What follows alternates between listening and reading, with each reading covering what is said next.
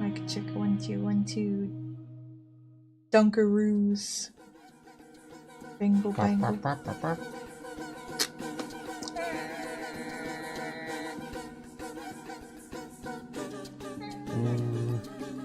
We seem a little quiet compared to the music. How's that? I'll also turn this up.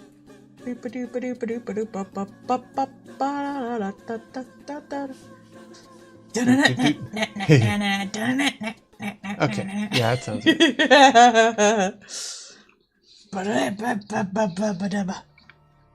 I had Nerosa first, but Pixels showed up, so I was like, I'll just grab Pixels real quick. Hi, Pixels. We'll do Pixels. Whoop-a-doop-doop-doop-doop-doop. Boop-a-doop-boop. Doom doesn't get one tonight. He was just too far enough. Sorry, Doom. Oh no! My spud tablet! You're Everyone naked. can see I don't have a butt! No! You're naked. No! There we go, okay. No one can know I don't artist. have a lower body. Naked artist. This ain't some VTuber shit. This is lazy ass PNG tuber. Y'all ain't getting legs. Naked. Naked artist. I'm not naked, I have a top. You Shut up, Paul. love me. I just have no legs. I'm a Yeah. squid, I can just like fold them under. You ain't got no legs, Lieutenant Dan. I got all the legs. It's almost Halloween. Because it's September. We're getting there. A lot of games are coming out this month. Silk Song out here crashing Oh yeah, Steam. Silk Song, yeah. I bought an entirely unrelated game when Silk Song came out, because like, people have been suggesting like a little to the left, and Steam has been suggesting a little to the left forever. I got it, it was very cute. It was like on sale for $7. I was like, alright, I'll pay $7. And I could not buy it the whole day. I played it, it was cute. I think I'm like 10 years too late on it. Julius does not have knees. On their model. Well, does that mean it's nothing below the knees, or? Yeah. Oh, okay. Yeah, why not? I mean, like, you're unlikely to see it, so what does it really matter? Plus, it's funny to be like, haha, Julius always says that it's going to remove someone's knees and doesn't have any himself. That's why he keeps threatening. He wants to take their knees. Honestly, I know it's kind of like nitpicky, but one thing I actually really do not like about VTuber models is how fucking stiff they always are. Because they're always like in default character pose, because they have to be. Yeah. So you can add stuff on them. I rather have like a more expressive PNG tuber that can't do as much than a VTuber that's just so damn stiff all the time. Just standing there. Just standing there, staring straight at the screen, slightly moving their head. Menacingly. They have leans, though. Some do. Some do. If you got the money for that. But I don't even think the like leans. I'd rather them just be a little more dynamic looking. They just always look so stiff because they have to be. There was one that I saw that was, they had a real clever thing with theirs. The, to make it look more dynamic, parts would gain and lose transparency as it moved. So that's cool. So it made it look more dynamic, like something was actually moving, kind of deal. I imagine too, you could probably, if you like, could rig it well enough, not just the model itself, but you could probably rig it to shrink and grow at certain points. Yeah. With things that would give it a little more dimension. Hi, Nerosa. Are you taking Bard's Day today? Nerosa, I have all your shit ready, but You're Pixels next. showed up first, so I was like, I'll do Pixels first. So, in other words, you're So she cucked next. you. Yes, you're next. No, she cucked you. Nerosa took out Bard, and now they're using puns. Also, since this is the usual time and we're starting, the usual shill. This is for the Patreon requests. People who are on the wifey's Patreon help support her and allow her to work from home as an artist full time. And so every 10, 20, and 40 tier get to make requests and see them drawn live on stream, as well as a sliding scale of discount, getting to see art early, and seeing all of the art that's already there, properly tagged and organized and everything so you can look at all the goodies and the goodies. Also, on last stream, thank you House Eldine, Snee Snail, Lunar Eclipse, Omnomnomnagon, and Nagirlstar. I'm going to go with Nagirlstar. Thank you for all the follows, thank you for the subscription, Bard, and thank you for the raid, Julius. Yep. That was when I was doing my silent stream. Yeah. Since this is technically a full body, I'm just gonna give them full bodies. They're full-bodied like a beer. Exactly. Draw them as an IPA. No one even knows what it means, and everyone will hate them. I don't like beer. I don't like It's beer either. gross. It's too bitter. Some of the Japanese beers aren't bad, Mm-hmm. but they're not great. Like, I and I don't really like to get drunk. I mostly just taste the bitter anyways, because Yeah. I'm defective. So beer for me is not a fun. Just not a fun. So I don't drink it. And we'll have the tails wrapping around them. I forgot the tails in Pixel's commission. I gotta put those in with the color. I was coloring it Friday. I didn't get far enough to do an update, unfortunately. But I got, like, everybody else updated. Someone just asked me a timetable on their work, and I was like, usually I'm so fast I don't get this, but all my slots are full, and I was overbooked for a smidge. And I feel so guilty. Artists trying to do more work, but also artists, no. Well, stuff takes longer these days, too. Because, like, my skill has increased, so things take longer. I mean, you're not ditching them for a year after taking payment, so I think you're fine, honey. That's true.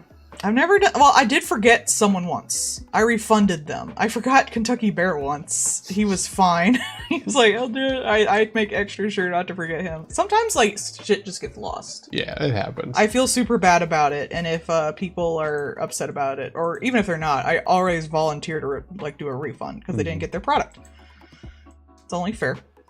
You're not like a fursuit maker. I've seen so many where it's like they're basically Ponzi scheming themselves, where they're taking the money from one suit to be able to get the stuff to make one that they've already taken money for, and like, you know, they're a year behind or stuff like that. I'm like, holy shit. I did see a post recently that was like a furry guy, and it was like, my commissions are open, and there's another guy that says been waiting for their commission for a year.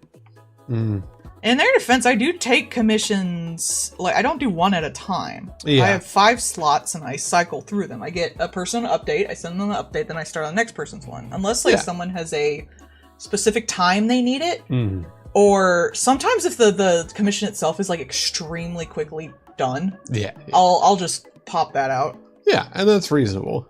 You're not like, yeah, I've taken the money from someone and then like somebody I like better has given me money, so I'm doing them first and stuff like that. I have seen that. Where it's just like, oh yeah, I take commissions, but you know, if somebody who's important pays me, then I'll do them first every time. I can't say if someone who had like a lot of reach commissioned me, I wouldn't give their commission some level of priority, but I wouldn't just dump everyone else's to do theirs. Yeah.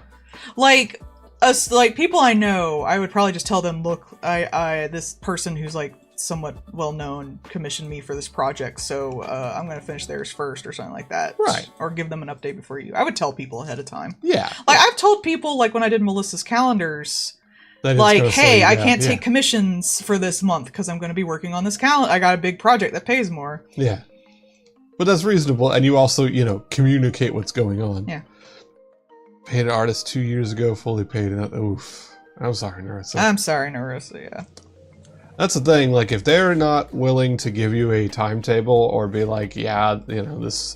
If you don't have the reasonable expectation that they get to it quickly and they're not willing to give you a timetable, then, contest it within that first, 90 days or whatever when you're allowed to contest it.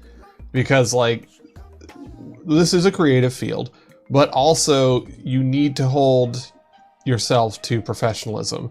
If you are taking money to make stuff for someone, then you are a professional and you need to consider yourself as such. Like, even when I'm like, oh, people are asking me about like an ETA, I'm saying that because I feel like I have not been working fast enough, but that is a perfectly normal thing to ask. Yes. You should always keep on top of things. And as a creator who is doing something professionally, you should also be talking to them. That is part of you being a professional. I just overstress about everything. To me, that just says I'm not working fast enough. Not that they expect me to work faster, because usually people are like, oh no, I just wanted to know. Yeah. So always feel free to ask that. Yeah, absolutely. I cry about everything. So don't ever be worried about making me upset or something. I will be upset about something else. You made yourself a cry gift specifically. Yeah.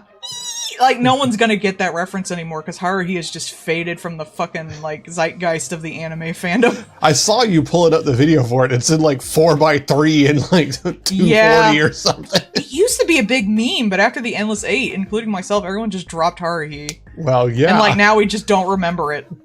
Yeah, no one signed up for that shit.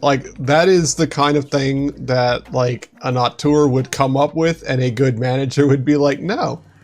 Bro, that felt like watching School Days. Not as bad, God. But God, it felt like an anime you had to get through. And I think like there's like 40 animes today. That's why I can't just sit around and watch something I'm not enjoying, whether or not it's good or not. And why I dropped so many things. But back then there was only a few, and that was a big one. You really wanted to see the rest of it. And like, I just felt like I gotta get, like, I've sat through this, so I gotta get through it, man. And I saw it in real time. Sunk cost the anime. Yeah. It was out of spite more than anything. It's like, I will see the end of this fucking arc. It's just like, no, you gotta ask yourself, what are you willing to put up with? Not fucking that. I won't now, but I was a teenager. I feel like nowadays I would absolutely skip a pretty good chunk of DBZ if I was watching it at my current age. Honestly, I thought DBZ Abridged was getting not abridged enough with its fight. I'm like, this doesn't need to be here. Cut this out. You're still new to getting comms. Yeah. And that's, there always is that like, oh, I shouldn't do this. No, you should. Because at the end of the day... You did pay money. You paid money, and they are offering a service for money. Don't, like, cuss them out. But you're perfectly in legal rights. I guess not legal, but you're in your perfect right to, like, ask questions, ask when this is done, ask how the update... You're perfectly fine asking, like, all this shit. You're paying for something. You should get your product. You're able to ask for information, and they should be willing to provide it as a professional. And that's one thing that I've not quite... I don't really get where that is coming from, that just, like, don't talk about it, don't ask about it. No, you should. You absolutely should. It's probably people like me who are like, somebody asked them when they would be done, and, like, I'm whining about it. I don't mean to whine about it, like, don't do that. I mean, like, I want to work faster, but I can't. But, like, there are definitely ones who are just, like, they would just get really spooled up, like, how dare you? But, like, how dare they not? They've spent money on something. I mean, the thing is, like, these are not business people. These are half the time just people on the internet, just normal ass people, some of which have some level of mental illness. And this is why I'm always like, if something is going on, I am fully willing to, like, refund and just stop. Yeah. I have had ones where I'm like, look, this is not working out between us. Hang on, let me just refund this, and I'm not working on this anymore. And I've only had, I think, 2 people, maybe 3, because one ended up being, like I suspected, a fairly, like, bad person to work with. Yeah. Like, not like they weren't exactly difficult to work with, but I had my suspicions that they were having some very bad drama online I did not want to be part of. But I've only had 2 people who asked for so many updates and so many changes to everything at so many inconvenient points in the process that I finally told them, like, I don't want to work with them anymore. Yeah. I don't even think I did. I think they're, like, one was like, I don't think I'll get any more commissions. Like, that's fine. I don't want you to. Yeah. And that's out of, like, doing this since 2018 with, like, probably hundreds of people. So really, you can't be worse than anyone who I've actually had to stop working with, so feel free to bug people, man. Yeah, but, like, communication is always king. You should always talk about stuff, and you should always feel that you should. Like, there is no reason why you should not. And not talking about, like, bothering them every day kind of thing. I'm talking about, like, if you haven't seen an update, or, like, I've seen ones where, like, somebody paid for it and it's been a month and they haven't even given them, like, a sketch. Yeah. No. Like, ask, hey, have you even started working on this? Maybe a little politer than that, but be like, hey, I'm touching base. Can I see progress on this? And you can ask them also ahead of time how fast they, like, the timetable you can expect for something. Yeah, what's the turnaround? Mine's usually around 2 weeks or so, I think. Yeah, I'm pretty sure that's usually what it is. It depends, because, like, times like now, my process... It depends on the project as well. I don't know if I said this during the stream, but my process is work on a piece for someone, get them to, like, this next stage of development where I need them to, like, give me feedback on what they need changing, send that off, and in the meantime, no matter how fast they get back to me, I'm going to start rolling with the next one. Right. So I can do the same process again. So basically every time I hit I'll finish the sketch, send it out, start on the thing for the next one, finish the line work, Yeah. Send that out to the person, start on the next one, and it'll just go through that. So sometimes if someone's got a really complex one in the loop, like that foursome I had to do, it kind of slows everyone else down. Yeah. But it's probably faster than if I just sat and like worked on that for the entire week. And everyone knows where they are kind of in the rotation. Like, they know where they are and have had progress. And that's the key thing. I usually think like a week is probably a good time. Mm. If like you're looking for a time to be like, hey, what's going on? Like, yeah, I think a week is a good like middle ground for just about anyone. Definitely. Like, you shouldn't contact them every day. Yeah. That's fine. Yeah, that absolutely. too, yeah. And they might have something happen. Like, Yeah. I've had days today I couldn't work on some of my own stuff because I only work on my own stuff on the weekends because my tummy got upsetty spaghetti. Yeah. So I couldn't finish the Nari Lamb oral piece I was working on. And I've been meaning to finish it for a while. But also, like, sometimes things happen. I remember I had commissions going when my mom died. Right. Like, that's something that you gotta be like, yo, Yeah, this is gonna shit's gonna slow, bro. This is gonna be a game delay here. Yeah. I think I did say, like, if anyone wants a refund, just tell me. Yeah. I'm pretty sure that would have been understandable. Yeah. And sometimes things come up, like computers crashes, you lose stuff. Mm-hmm. You know, shit can happen. But if you like are feeling like, they sure haven't gotten back to me in a while, always feel free to ask. I saw someone the other day, their tablet pen just decided to stop working, and they found out that basically like Windows had just uninstalled the drivers. Oh my god, yeah. Dude, drivers for tablets used to be such a fucking, like, struggle bus. Yeah, well, especially just in general. A lot of them are really, like, even though they're mainstream, like, equipment nowadays, they still have some fucking esoteric-ass software for them. They really do. I remember it, like, you had to have the one where, like, every time you needed to do the drivers, you had to go to the website to get the other thing, It was like a 3-step process. Yeah. Just to fucking get your drivers. In my defense, that tablet was pretty old. This one's pretty old too. Come to think of it, it's a few years now. I don't like to replace them if I don't gotta. Yeah. If you ain't gotta. Plus, this one has worked out well. Mm-hmm. Seems like it's been a really good choice. I actually found a website where I can buy new pens for it too, if it ever comes to that. So that's nice. Yeah. And I got nibs. Now that I don't have the, well, this was a texture paper screen cover for it. I have used it so long, there is no longer the paper texture on it. It's now smooth. Yeah, it's now smooth. You can feel it in the corners, but I had gotten that by accident, and though that was nice, it really ate up my nibs, but now that it's smooth as a baby's bottom, it doesn't eat up the nibs no more. Well, see, now the obvious solution to that is you're going to have to start using pasta noodles for the nibs. No. I have seen that, though. Because that way it would scratch off the paper texture. I feel like that would scratch the tablet. Oh, God, yeah. Like, that's the thing that would totally fuck up your tablet. Look, I know we complain about, like, nibs going down and stuff like that, but, like, it's better to have a soft nib that doesn't fuck up your tablet and leave scratches than to have a nib that does. I could honestly see people with 3D printers start using the... It's not PLA, because PLA is the hard plastic, but there's another one that's like a softer, like flexible plastic. I could absolutely see people just 3D printing nibs with that plastic. Artists will, only if they start with it, otherwise the artists will just use the same thing they've been using their whole damn lives, because you cannot convince an artist to get anything new ever. Nope. Illegal plus how dare. Exactly. They're just like that. Y'all are. I can't help it, bro. You get into your fucking thing, man.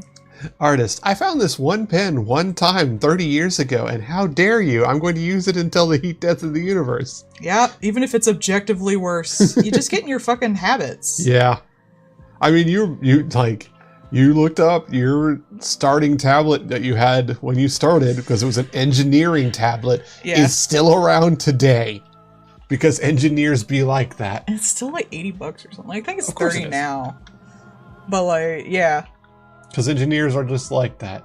And, of course, my dad got me that one. That thing took 2 AA batteries, or AAA, in the tablet pen itself. And it had the, like, workspace of, like, an index card. Mm-hmm. Because it's for engineers, probably for doing CNC machines and stuff. Yeah. But it was, compared to what I'm using now, I don't even remember if the pen itself had a button. It might have. I'd have to look it up. I just remember I had an MP3 player for a while that Dad had somehow found, and it was literally like, it was an actual spinning disc hard drive. Wow. With a little like postage stamp size screen on it and some buttons on the front. And then, like, you remember the original Game Boy with that thick ass cover that you could get for it? That.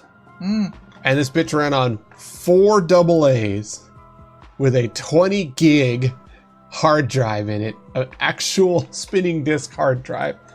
And that thing was basically indestructible. How'd we ever survive on batteries? I won't even get, like, vibrators with batteries anymore.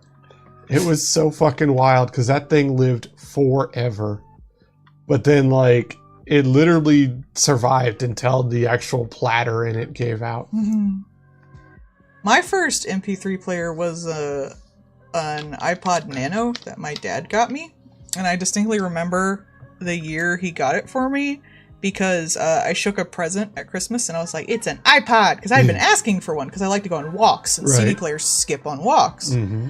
And I think he said, do you really think we'd spend that much money on you? And I was like, you're right. And it ended up being that, and I lost it on a roller coaster. Aw.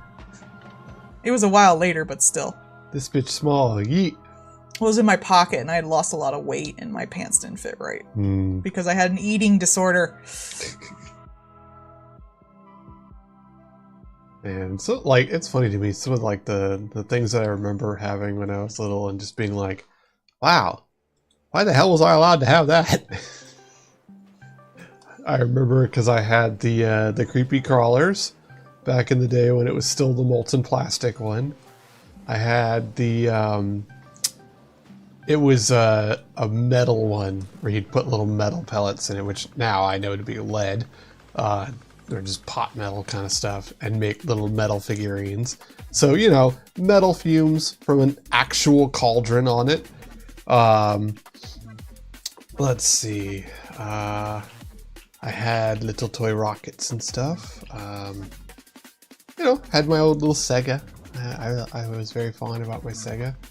I had a Transformer that was cast metal, because it was the Stegosaurus, because it had the little spiky things along the back, which definitely should not have been a child's toy, because what do young boys do? They swing stuff at other people.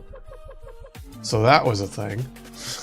I joked during the stream where I was working on commissions that it's so much slower working on actual stuff than these streams. So I was like, everybody enjoys staring at like a shoe for an hour, I guess. Well, there's certain people that would definitely pay for that. Because these are just. Yep. That's why I say they're so much lower in lower quality power. and skill. Lower power level. I don't make sure all the holes are filled. No, the holes. But they're a lot of fun, and they're usually for memes anyways, so people are having fun with them. That's half the day anyways, is memes. I like the memes, they're fun to draw. The ever-accelerating cycle of meme. Used to be a meme would be around forever, like charging a laser. How long did that meme last? Oh, I played the Madoka Magica, it's basically Honkai Star Rail. Yeah. But Madoka Magica, and I was like, well, that's okay. I like Madoka, and I can look at some cool animations and stuff like that. And it had kind of a neat concept that you're a magical girl who lost all her memories. So you're personified as this. I'm gonna draw it real quick.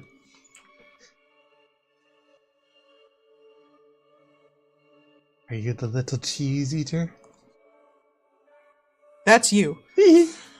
With a green cube, which I do not like. And you basically like find memories because you lost all your memories and all of your, humanity. It's apparently you're like in the memories of the magical girls who came before you, which makes sense in the lore. And I was like, oh, that's cute. And I do love Madoka a lot, but I do not get into the side story series that got an anime a while ago. I tried to watch anime, didn't care for it. I tried to read the manga, didn't care for it. But one of my biggest pet peeves about both of those is Madoka Magica has a very storybook, very, I wouldn't say lolly, but it's very childlike in its stuff. You could probably consider it like on the lolly spectrum, but it's more like it's drawn for children, and that's intentional. It's like a kid's storybook. Yeah. So I want to say like it's fairly sexless. Yeah. And if there is sex, it's related to trauma. So it's not actual representations of sex or injury or stuff like that. It's, you know, symbolic of it because it's a storybook. Yeah. The ones in the side story, their outfits are way more sexualized than I would like. I already felt that way when I first saw it because all of their midriffs are showing in every outfit, whereas like in Madoka, no one really, like, I think the most is like Mommy's like, she's got the, she's got the as far as like exposure clothing, she has the like the little area between the skirt and the boots. The absolute territory, yeah. And like that's it. Like even if you like see up Madoka's skirt, it's just ruffles and stuff like that. And I always liked that. It was like, oh good, it's sexless. They had some like nudity when they had the original show and they transformed, and when they were like floating in the nothingness of space-time, which they actually edited out in the movies, and they gave them like these really abstract lace dresses, just like actual chunks of lace like edited over them. I actually thought it was a better idea, but I don't really consider nudity necessarily sexual. Yeah, it's like with the magical girls like Sailor Moon. Yeah, I consider it more like being, you're floating in nothingness at the end of time. Of course you're probably going to be naked. You're not going to have any concept of clothes. Of course when you're transforming there might be a quick shot of like some skin and stuff like that, but like as I got further in, and I don't know if these girls were actually from the side story for Madoka or if they were just made specifically for the game, but it started getting girls that were like just wearing bikinis, and then one had a fucking thong bottom. And I'm like, these characters look like they're out of Three Little Pigs, and you're giving these girls a thong bottom and no pants. And it was just too uncomfortable for me, and I legit stopped playing because of it, because I was not gonna be looking at that. Yeah. I just did not want to. It's a real shame too, because I thought the fact that they made the witches a lower frame rate in the game was like a really cool concept. That is. It's a nice way to do that. Yeah. But it really is just like an auto, you know, multi, idle battler. It's not necessarily an idle battler. It's still turn-based, and the turn-based was not the worst in the world. But like you're only doing the turn-based battles, much like Star Rail, which I like to explore a world and stuff like that. And I don't think turn-based battles themselves have enough appeal to keep me interested. Persona. Yeah, Persona has more around the turn-based battles. Like shooting yourself. And sometimes they don't even have the turn-based battles. Sometimes they try something else. Like, that's perfectly fine with me. But like, you need a little more meat to your gameplay, in my opinion. Yeah. Otherwise, you might as well just make it a whole visual novel or something. Like, I don't give a fuck. But I could have probably put up with that, because I do like Madoka. I'm really looking forward to them finally putting out the next movie. If they do. Who knows? But I was willing to put up with like, maybe I don't have to pay much attention to these girls from Side Story. Or maybe they'll do like a shortened summary of the Side Story stuff, so maybe I can find like something that's interesting to actually look at. And, like, but I looked at those girls' outfits and I was like, no. Quantum uncertainty, woo. Can we not? No, says the anime industry. Oh my god. I hate that shit. It really is just a hentai spiral or something. I was, you know, since the finger eating anime is finished. Jujutsu Kaisen? Yeah. So, one thing that, you know, the author is continuing to do stuff, and apparently he is actually doing a sequel manga. Not Boruto style, apparently. That's good. Apparently it's going to be like its own thing. It is a sequel to it, but it is going to be like its own thing kind of deal.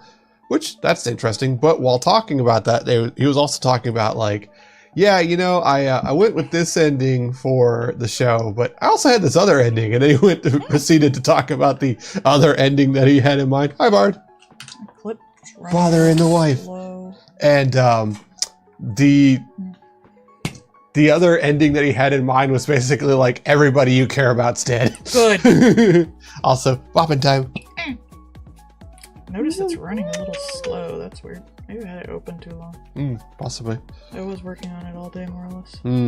Yeah, there can be memory leaks. What do you call a reluctant potato? A hesitator.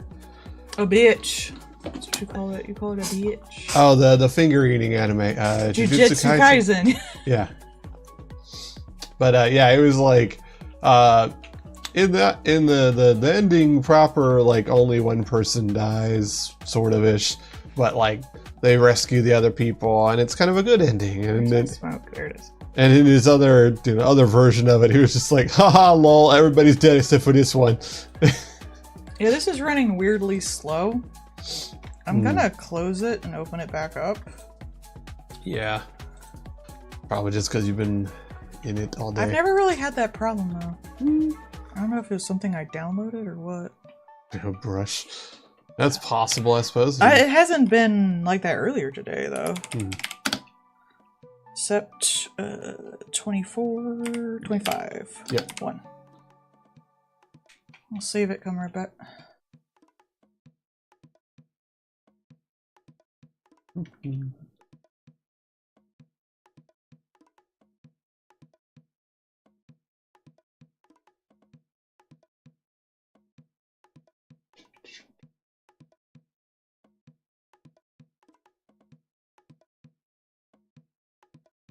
I'm gonna put up...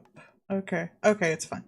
I was about to say, sometimes it opens the last thing you're working on, and I was like, please don't open up the smut I was working on earlier. That would be a bit of an oopsie, yeah. That would be an oopsie doopsie. No, it's still going weirdly slow. Let me look at my task manager. Something else on him.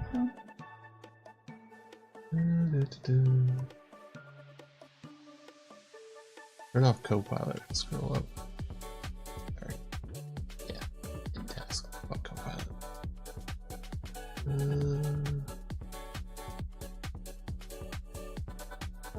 Steam.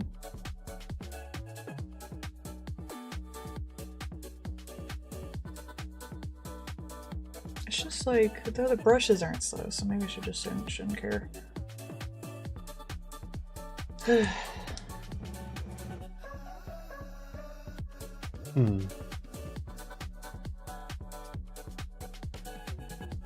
That's weird. Maybe it doesn't like some of the... Oh, I do. Maybe it doesn't like some of the font? No. I've always had that. Okay. I don't know, man. Yeah.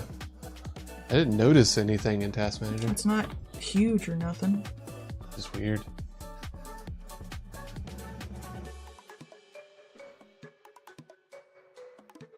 Never had this problem. One of your ferrets has a cold. Well, I suppose.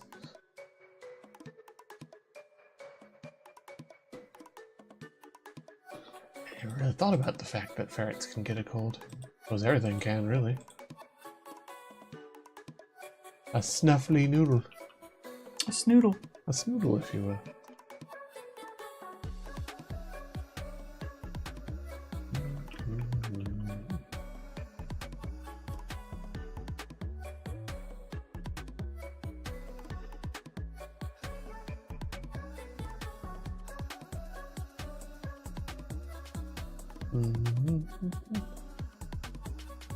Yeah. Oh, they catch colds easily. Huh, I didn't know that. I guess they are pretty close to the ground too, so things, allergens and stuff would be a lot more accessible to the little guys. They are mostly snoot after all. You're mostly snoot. Yeah, I don't really want to get Windows 11 either, but that's a thing. Time marches on, even if Windows doesn't. Go to Linux. There's been a lot of people who are like, hey, now's a good time to go to Linux. It's like the Pathfinder 2 of the PC world. And they're not wrong. Linux has come a long way. Linux is also awkward in its own way. As everything is. Yeah, and there are even some versions of Linux that are made to give a little smoother transition over from Windows kind of thing. They have some stuff that are a little nicer to work with and that kind of jazz. And also, too, there's been a lot of rumbling of, if Steam makes Steam OS more of a thing, then a lot more people would get on Linux and stuff because it's primarily based off of Linux. So they just made a Steam OS and said, fuck you, Windows. Like, okay, a lot of people would switch over.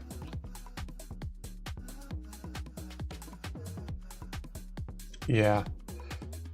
Yeah, and that's the thing. Like, for the most part, people make stuff based off of Windows because you're making games for the Xbox, which runs on Windows. At least it's not a Mac. Yeah. Even a Mac is still now Macs are on Intel CPUs, so it's a Mac in name only.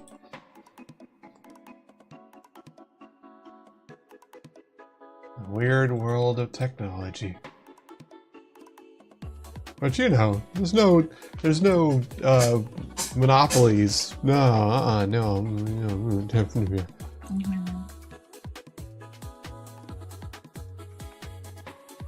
They're appealing Google getting to keep Chrome because basically the judge was like, now because of AI we have other things to worry about. It's like, well, yes, but that has nothing to do with the fucking case at hand. Yeah. Man, it'd be great if we could just stop all fucking legal shit because there's more things to worry about. Like, that's not how the world works. Yeah, it really. The dude's statement was just like, this will just. They basically it was gonna be like a slap on the wrist, and their main thing behind it was just like, their monopoly. All right, Narissa's turn. Yay! It's like their monopoly doesn't really matter as much because now there's AI and stuff, so there's other things going on. It's like, fucking what? What is that? What does that have to do with it? You're like, this apple poisoned them because of the toxins in it, but have you seen peaches? Fucking what? Literal whataboutism. Legal whataboutism. It's just like literal legal whataboutism. It's like, Jesus, man, I hope you stretched before that reach. How much did they pay you? Man. And so, it has had a comical amount of fighting are going to be going on with that. Because it's so fucking stupid on its face. Gotta get his face right. I watched a fun video today that was basically comparing every character in Digital Circus to their potential inspiration in I Have No Mouth and I Must Scream. Oh yeah, the book and the game. Huh. And the guy had just recently decided to play the game and reread the book, and he was like, "Oh shit, these guys are actually lined up pretty well for everyone except Pomni." Huh? Yeah. Pomni's the one out of place because she's the player in the game. That's a good point. Yeah. Also, I like Jax.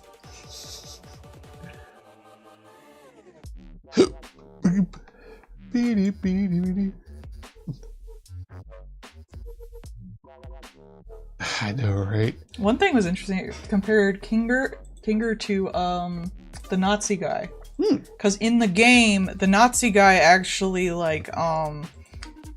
managed to find the source of immortality, and that was the reason Am could keep them alive forever. Huh.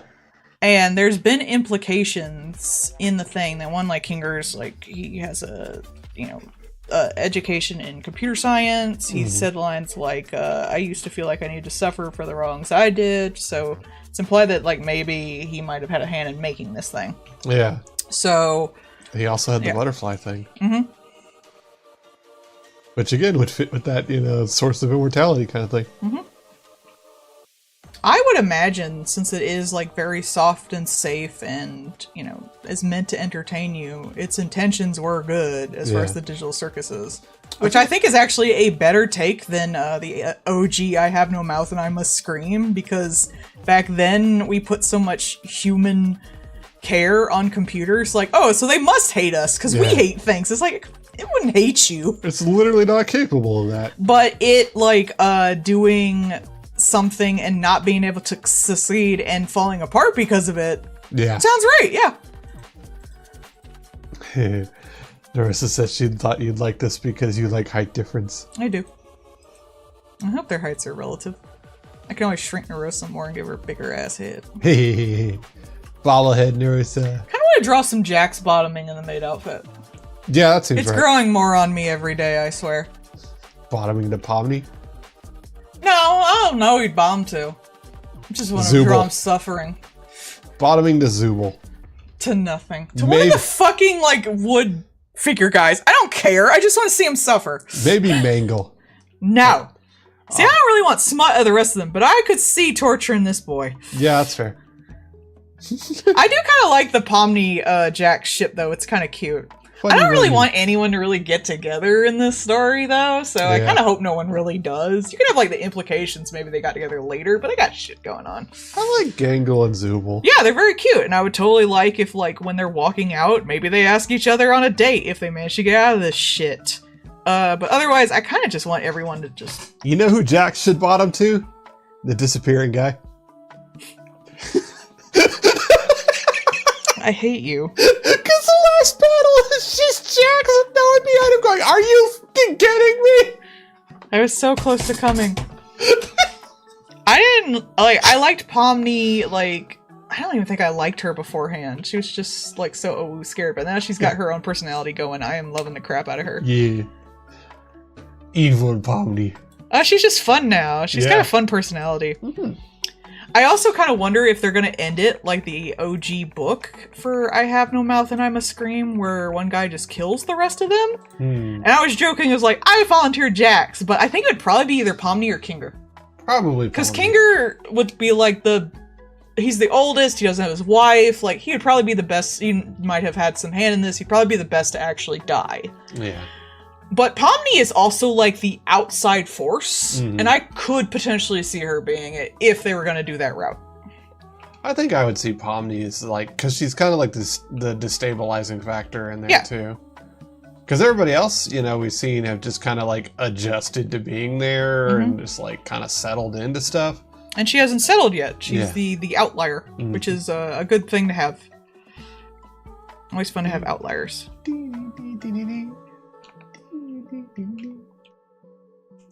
Kane's just like, and I'm done.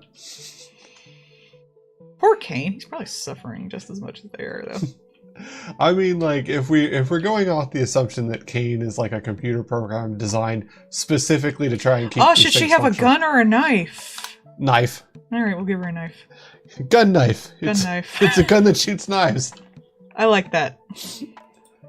But, like, you know, it's designed to do one thing, and it's desperately trying to.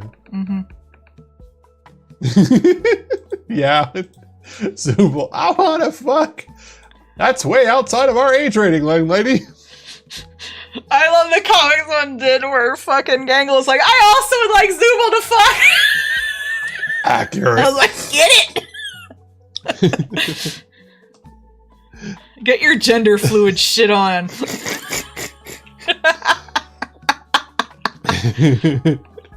I'm Narissa and I approve this message. Stabs. Stab, stab, stab. The biggest thing I kind of hated about Pomni was the fact that, like, she has really no sexual characteristics and all the people were just drawing porn of her because a woo scared girl. God, like, that's gross. It was all just, what if she had big fat tits and a woo? Oh my god. You don't even like the character for the character. I hate porn like that. Mm-hmm. We talked about it before where it's just like, you clearly, like, you know nothing about the character or don't care about the character. You're just putting the character's skin over top of your porn model. And it's the most boring, basic shit.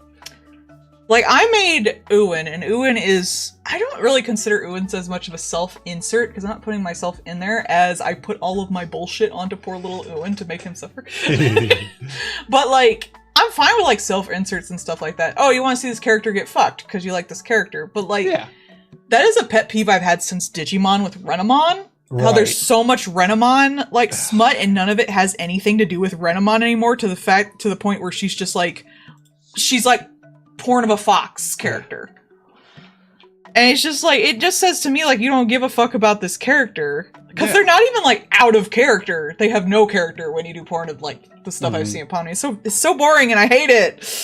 She deserves better. She's an interesting character in an interesting place. You could have her doing fun stuff with Gummy Goo. You know, having character interaction.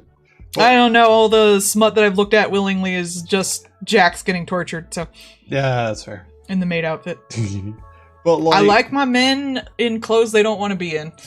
Well, like, I talked about the that one con where there was just that one guy's booth, and that's all it was. Everything on there was, like, the same angle, the same tit size, same body type, and just 50 shades of same. It was every character, you know, it was the Major, it was Starfire, it was all these different characters. Exactly the same. It's like you just want... Yeah, okay, funny bar, very funny. Fur porn, personally. But it's the same... It's like you just want this cool anime character that you also like on top of generic big titty thing. Mm. And it's like, why don't you just get generic big titty thing? Yeah. You can do that. It bothers me to this day. But it's just... I'd rather have characters out of character than no character at all just for smut.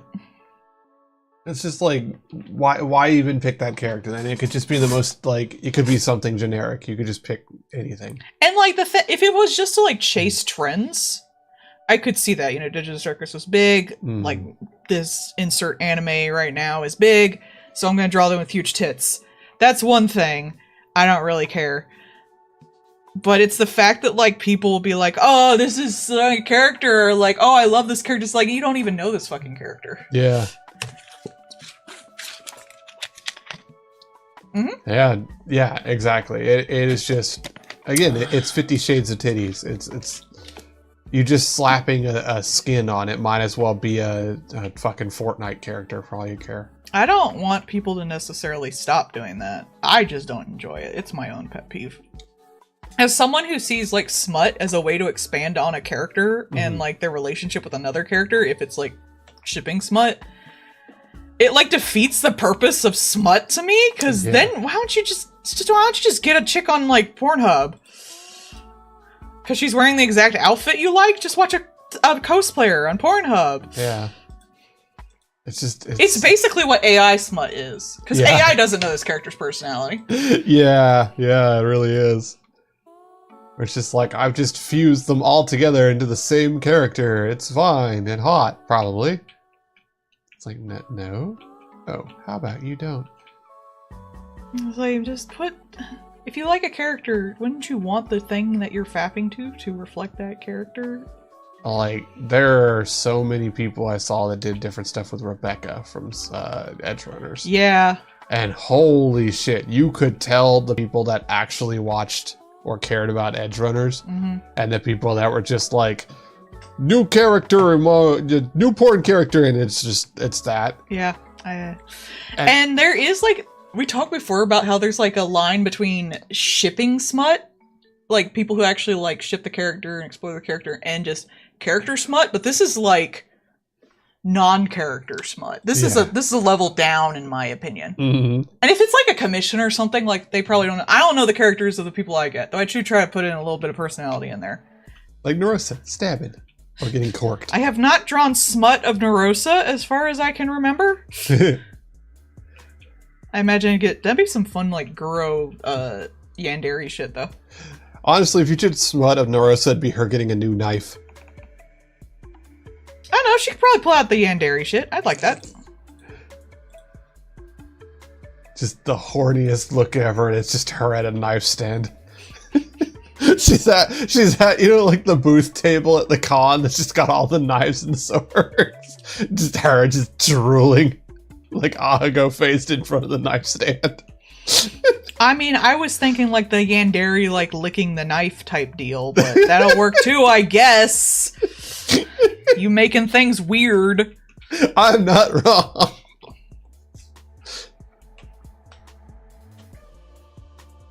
Why do I even talk to you? I'm gonna get a bit taller so she looks more goblin-y. Who's the dead body they're high-fiving over? Bard.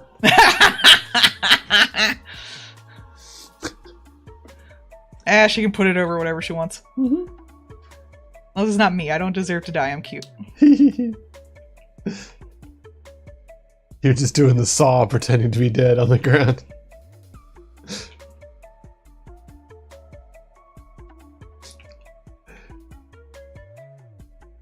Someone did like they were talking about something else and they were joking about like yeah, you know the SpongeBob meme of like going to work, going home, going thing kind of thing, and it's just like over and over and over again. Yeah. They're like that, but like if you were a slasher, and then someone posted Saw 1, Saw 2, Saw 3, Saw 4.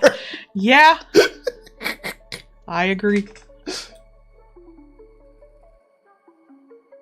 Ah, look at this idiot. Beautiful masterpiece. You've utterly got the character down. Mm-hmm. I did like Evil Pomni. That was fun. I'm gonna shoot a single bullet and hit all 6 guns out of your hands, cause reason. I'm glad she was having fun. I'm glad she fucking like fought Jax. That was funny. I would also kick his ass. To be fair, I don't even think you need a reason. Yeah. You just do it. Bro, I was watching a thing that was like, there's this guy who actually does some decent videos on Digital Circus. Mm-hmm. And some decent like cartoon take stuff. And he was talking about how like people like Jax because he's like a Tumblr sexy man and they want to find something like good inside him. And I was like, people like him because they think there's good inside him. I was here for the abuse. I didn't like him till like the episode where they were in McDonald's and like he basically got like porno hand tortured in the back room. I was like, he wasn't entertaining to me till he started getting like tormented. he needed comeuppance for his bullcrap. Mm-hmm. If he doesn't get comeuppance, then he's just an ass. If he gets comeuppance, then he has a high place that he can fall from and I can laugh at it. Wife over here like pulling out the pressure washer. You think there's good in him?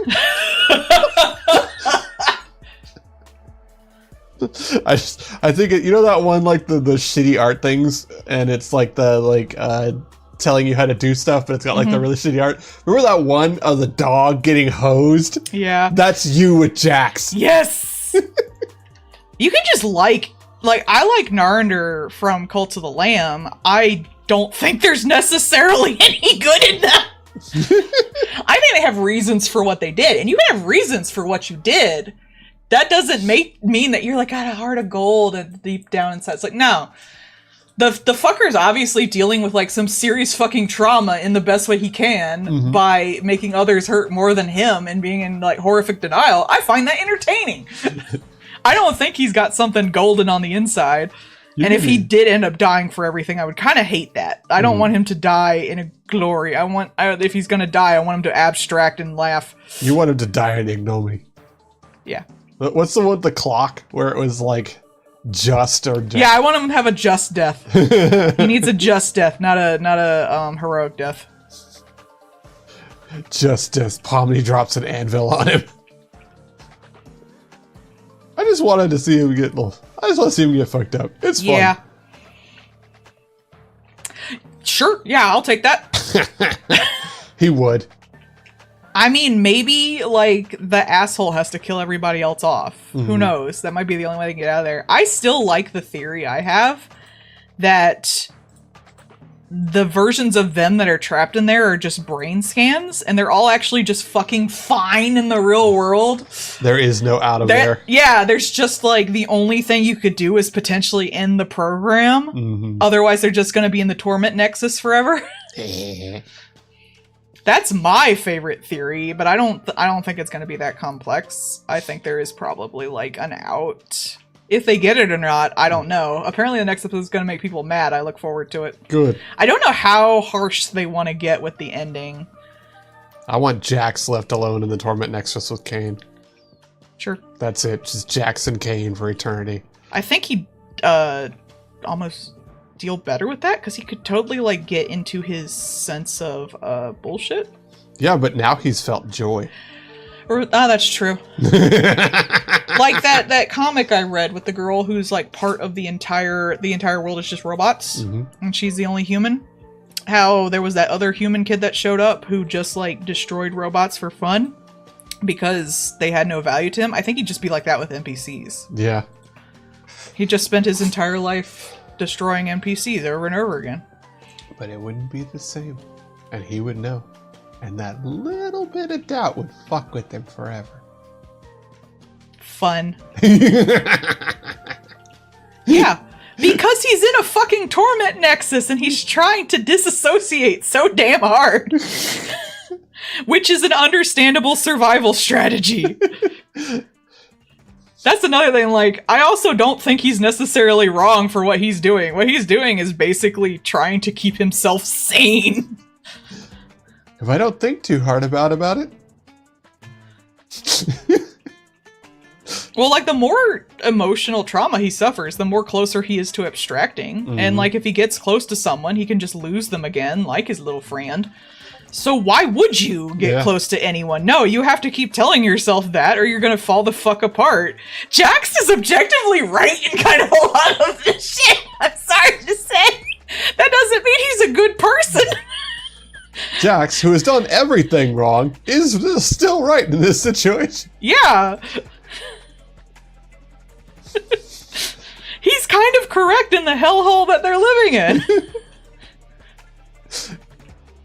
Though one person did put out the theory that abstraction was basically like the thing kicks you out because you're stressing it out too much. Yeah. And the abstraction is basically just it's trying to read brainwaves that aren't there anymore.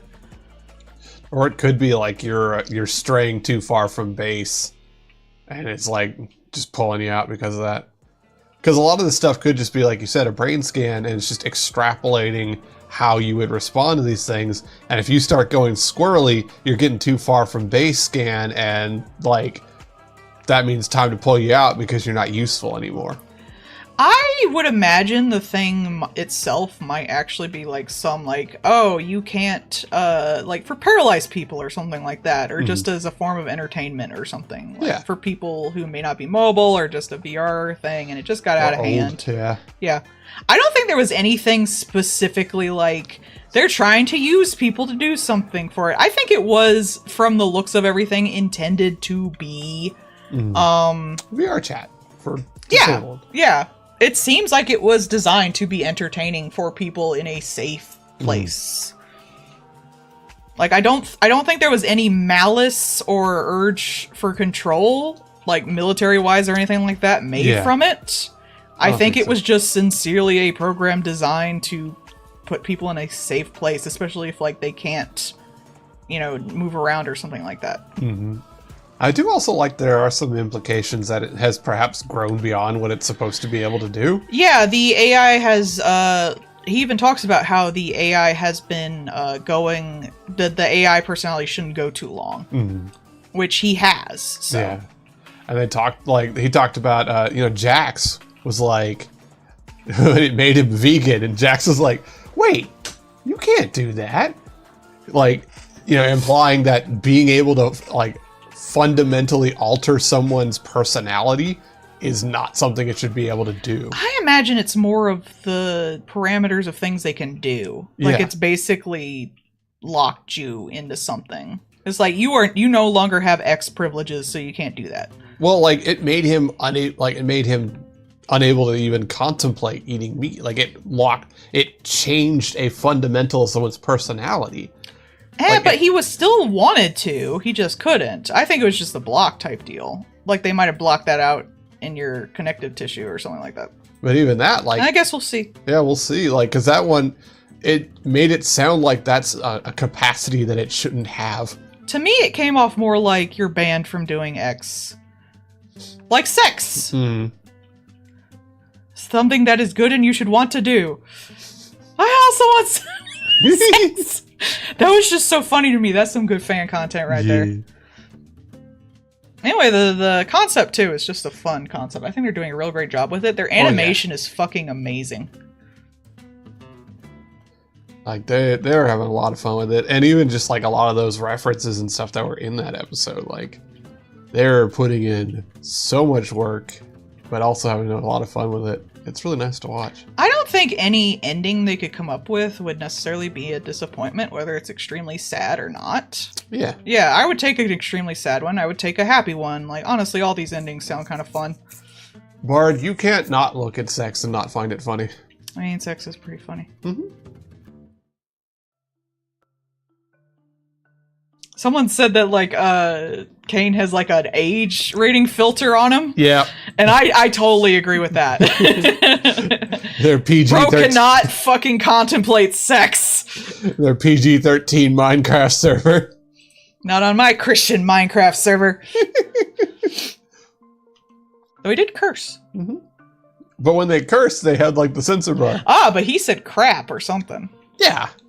But that's within, like, having a PG-13 censor kind of thing. Like, but then words Tommy got censored for it. Mm-hmm. Like, I thought that words was are fun. harsher than others. It's like how they always censor hole and asshole. Yeah. Makes an ass out of you and Ming. Hi, guys. I really do like the disappearing guy, though. I think those fucking jokes are great. I think they're kind of stupid. But they did make me laugh. That's the point. That's the whole point. Just, hey! Like that he's a hat. Of course he's gotta have the hat. That's how you can recognize him. He's a character. And now it's the national anthem. I don't know what we expected. But yeah, I'm looking forward to seeing I'm honestly just having fun seeing with what they're doing with it. I think they're gonna go super surrealist at some point and do something trippy as balls. I could see that. After the intermission, they're just biting at the fucking reins to do something fucked up and trippy as balls. I'm looking forward to it. Let's go! We're gonna make this... This thing is already pretty trippy to begin with, so let's make more of it. This is gonna be weird. We're gonna make it weird. Yeah. Yeah, a little side comic with the adventures of disappearing guy. They're all like 3 panels at most, and 2 of them are just empty. It's like a 4 coma, and he just disappears in the first panel for each thing. It's just background pictures. God, that'd be like a Pop Team Epic sketch. It would. Pop Team Epic. I'm also glad like these indie animations are doing so well. Mm-hmm. I don't like, you know, the other ones, the Hell of a Boss and the Has Been.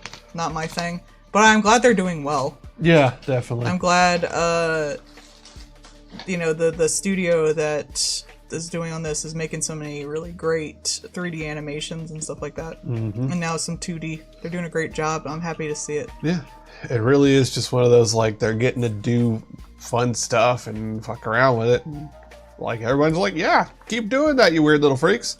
You can feel the love in their shit, too. Yeah. Even the ones I don't care for. I still see the love in it, and I appreciate that as an artist to artist. Have you watched the trailer for the 2D one? Oh, I haven't yet, no. Ah, yeah. We should watch that. It's just body horror fun. Your body horror. That, honestly, like, I think they're gonna have a lot of fun with that one, too. I mean, like, and then that's one thing that's really nice with them. Like, each of their things is very distinct. Mm-hmm. They're not, like, you know, just putting a same skin on a new story kind of thing. Like, each one is very distinct from each other. And that's been really interesting. Their writing folks are really getting to have a lot of fun. Mm-hmm. I would love to, like, sit in on those character design meetings. Oh, yeah. Their character design's great. I kind of wonder if, like, maybe it really is just, like, one person's like, I would like to do this story. And they're like, okay, go ahead. And then like putting the resources behind it kind of thing. Because it does kind of feel like that. So one post that was like, the reason Zooble hasn't been in that many adventures is because her model's too big. That could be. Zooble's a complicated model compared to some of the other ones. Like, you're just comparing her to Jax.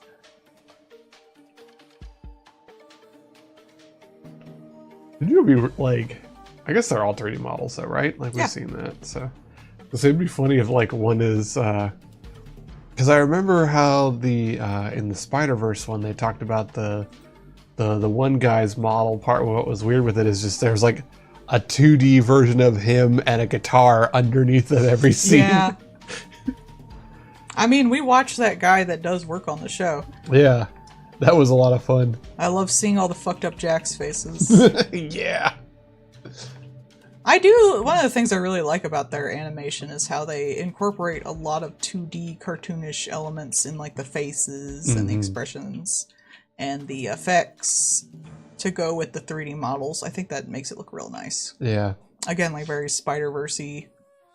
I'm glad that's becoming more of a thing because that was the biggest thing I missed about animation when it comes to like CG was all the fun things you can do in 2D you can't really do in 3D. Yeah, the squash. But they really, not just that, but like, just 2D objectively looks different than 3D things. It does, it does. Yeah. And they do a lot of that, especially with Jax and his, just his face in general. It's very and I really enjoy it. I'm always more apt to like watch anything someone makes if it's interesting to look at rather than well written. That's fair. Wonder Egg priority. And you know, in some of the cases, like it's hard to do that. So I understand. Like, have a good night. Have a good.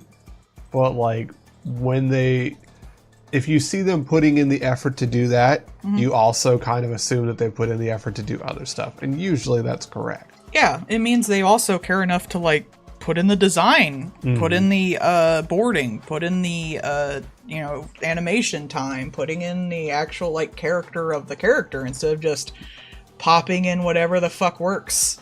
You know, like with Steven Universe, like seeing that they got the James Baxter. I was gonna say the horse guy, but I was like, wait, that may not necessarily work. But like seeing that they got him to work on the thing, like that shows the kind of commitment to doing the art that they were putting in for it. It's love. It is. You can always feel love in something when that someone actually gives two fucks about it and when people don't. And it doesn't matter how much money you put into it. If someone doesn't care about the thing you're making, you're not going to see it. Some people can force that care. They can, you know, if they're really talented and know what they're doing, they can fake it or they can force it. But a lot of people can't. Yeah. And a lot of people don't care to because they don't love it.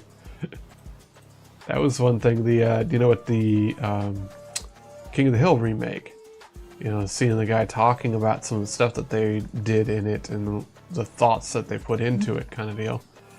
You know, that was one of the things they talked about. It's like, okay, we have a situation where we're gonna put Hank Hill getting into an Uber. How would he act about that? Yeah. You know, like, would he just get in and buckle himself in? Would he do the boomer thing and get into the passenger seat beside the driver? Like, all that kind of stuff. Sure. I had her kind of jumping silly ways, so they're a little less, whatever the fuck they call them, feats. Talons. No. Oh, you mean the weird furry word for it. Digigrade. Whatever. Okay. Whatever. Actually, I'll just erase them because they won't work that way.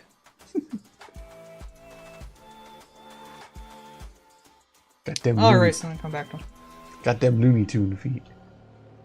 Looney Tunes have flat feet. They have people feet. Bugs Bunny feet looks like this. No, I mean, like when they do the jump like that, they tend to have the feet. Yeah, they have the angled legs with the feet going, flat. Yeah.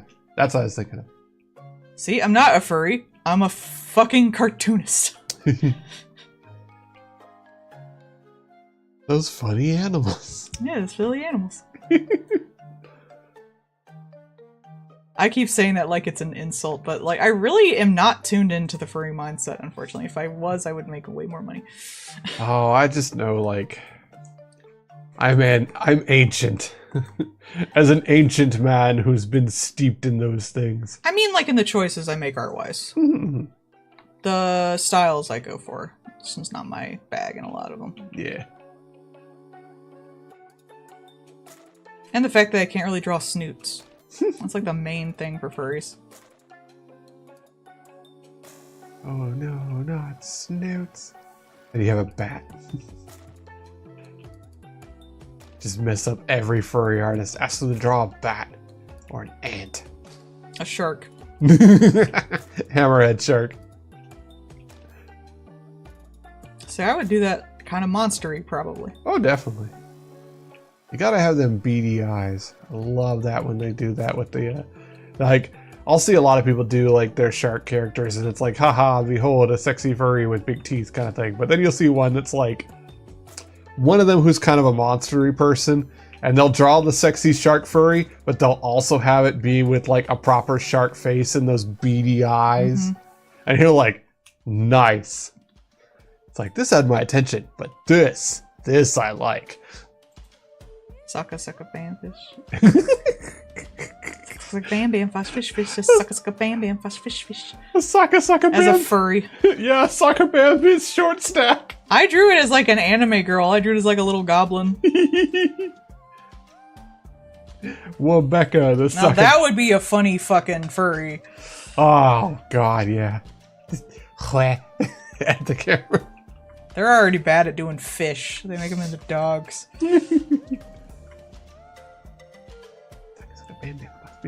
Sucka bam bam fast fish fish. Sucka bam bam fast fish fish. Sucka bam bam fast fish fish. Sucka bam bam fast fish. And their Moa Moa girlfriend. That'd be funny. Giant. Stupid. A Moa Moa would be kind of cool. It would be like huge compared to a lot of things, but also just like fucking dumb as hell. I'd go for a Moa Moa. That'd be cool. A Moa MILF. I wouldn't give them tits, they're fish. Well, yeah, they're flat though. Yeah, she'd be flat. They're two-dimensional. That would be kind of funny. Like a running gag of like other characters just like fucking chewing on it while it's walking around. She's flat. Because they don't even notice. And then she just turns sideways. She's actually just 2D. Where are you? I'm an Anomalocaris. I do my best. Where's my Anomalocaris furry? Oh yeah, that'd be fun too. An Anomala cutie. I always thought if I had spare time, I would just take weird-ass animals and make them into furries. That Since the furries won't do it! I'm like, look here, you basic. We're gonna create some weird-ass shit and you can't stop me. A Yandere Lacaris. A Yandere Lacaris. I like the horseshoe crab. Horseshoe crab would also be cool. A little like neat horseshoe crab. I know I did make a pill bug for Leshy's descendant. Yeah. And that was fun. A little neat horseshoe crab, so they have like little magnets on their shell or stuff. They would blush blue. Yeah. They have blue blood. That's so cute. Sucka sucka bam bam fast fish fish. Sucka sucka bam bam fast fish fish. Sucka bam bam fast fish fish. Sucka sucka sucka bam bam fast fish. Ah, that'd be so cute.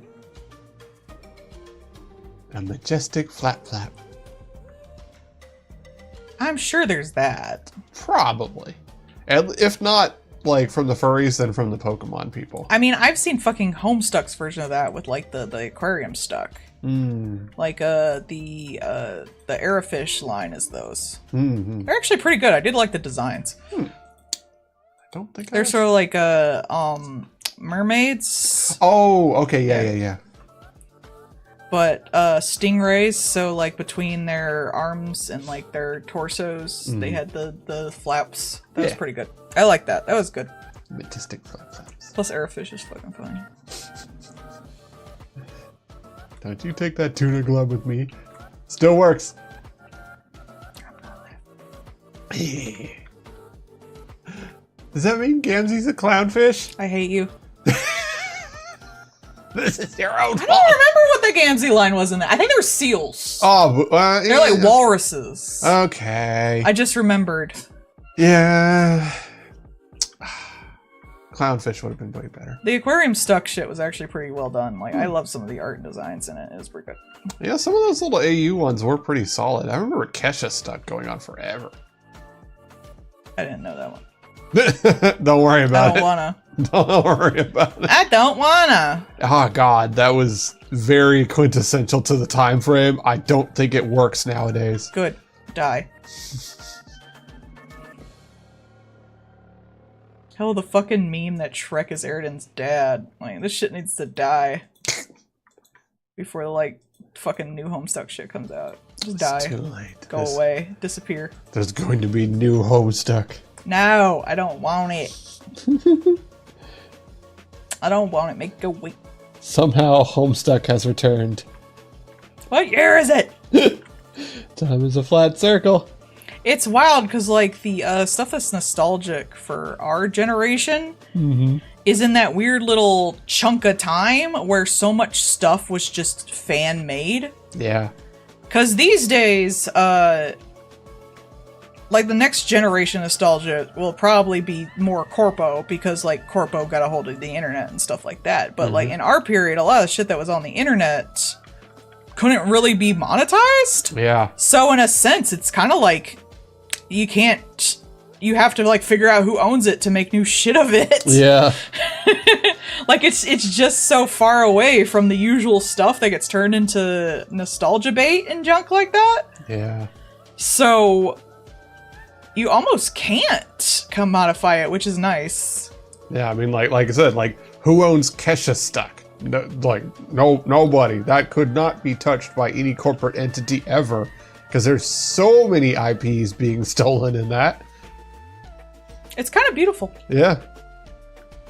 You know, we definitely grew up during some weird times, because, like, even just things like Double Dragon, how, like, 6 different companies all claim to own it at the same time. Well, I think just so much content created outside of the industrial grindhouse. It's interesting. I mean, like, Game Grumps was, you know, one of the big pushers for that was the Metal Gear Awesome stuff, which, again, would be pretty dire to do nowadays because so many companies would just DMCA the fuck out of it. But I also think of things like the fact that no one owns Homestar Runner, which was a big thing at the time. The fact that Homestuck couldn't really be monetized for a good while. I mean, a lot of fan things. A lot of... there's a lot of fan games and stuff now. Yeah, think of things like Yume Nikki and stuff like that. That's nostalgic now. And they do actually have merch, but they can't really, like, make a Yume Nikki show because... who the fuck owns it? Yeah. It's like you'd have to go to RPG Maker and somebody else, and like, it would just be a whole thing. Honestly, they're lucky they got, like, it on Steam. Yeah. And the creators should get money for their products, I think 100%. But it's just interesting because a lot of these can't necessarily be sold back to you as much as so much shit could generations before us. Like especially Slenderman. Like, yeah, you can't really sell back Slenderman, and when you try to, it fails. You think about stuff like Transformers was like the big nostalgic thing before this. Ghostbusters. People own Ghostbusters. You can sell Ghostbusters back. You can't really sell Homestuck back to people. You don't want it. But you really can't, not 100%. And like when they try to do things with Slenderman, when they figure out like how they can do it, by the time they do, 1, it's not nostalgic anymore. And 2, it's corpo shit and people don't want it. Yeah. Because, you know, things like Marble Hornets, and then, like, there are people that made the games for it and stuff. So there's just, like, so many different people touched to so many different things that you can't for a lot of things. I like that. Yeah. More I of like that. corporate greed not being able to, like, saturate our fucking feeds with everything that we could ever potentially love. It's nice. Someone was joking that, like, great, it's gotten popular. Now Funko's gonna have to make a sexy Watto figure. No! Stop. Honestly, like, on one hand, I think that'd be fucking funny to just see them be like, no, we gotta, it's popular on the internet, we gotta, and then just seeing Disney just fucking leering out of the fucking corner I of think the Disney window. would do it. Funko has a lot in Disney, and Disney's a bunch of fucking whores. Look at the fucking, like, Funko Pop game they made. Yeah. That was made by a bunch of fucking whores with no actual respect for the context of anything they put in it. Nope.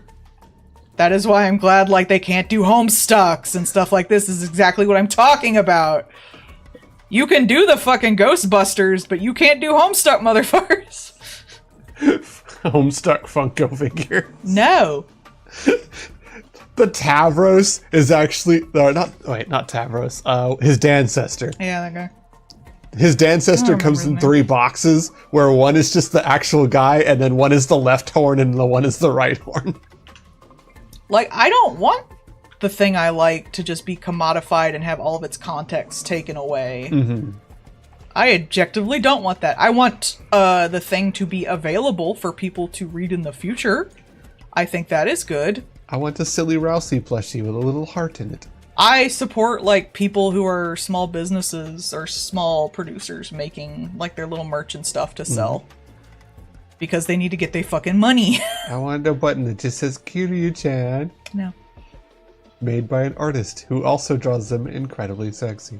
But I don't want it to be, like, torn of its design, turned into a Funko Pop, and then put into a giant multiplayer game with no actual context to it. Or be made into, like, a fucking, Fortnite character doing the dances. Oh, God. So, I'm still kind of pissed that, like, the alien, the xenomorph is in there. That just, it's disrespectful in my head. I'm sorry. like, I think that one is so fucking funny, too, because, like, the whole context in there is just, like, corporations are awful and look what they do to, like, everything. Yeah. And then here is the xenomorph being sold in Fortnite.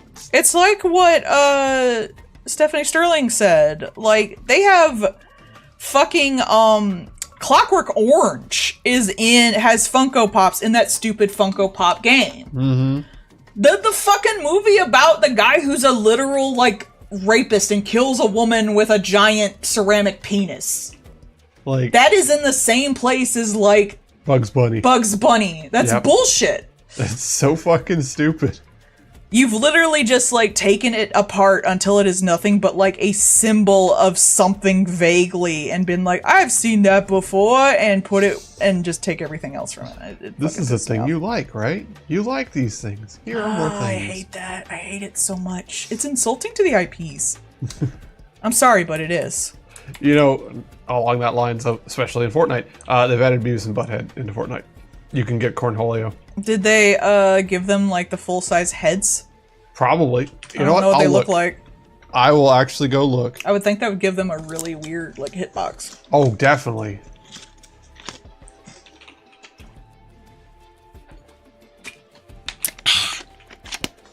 We're about halfway done. I'll take a break for a bathroom.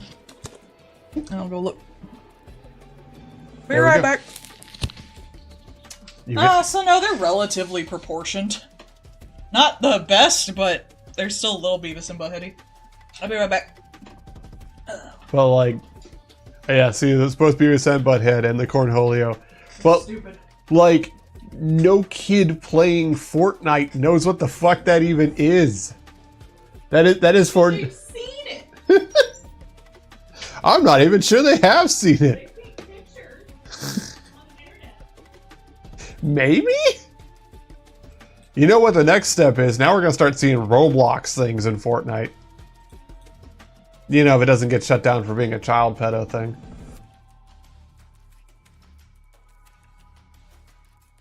But, like, I could totally see them start putting, like, Roblox memes in Fortnite, because why not? Everything else is. But yeah, like,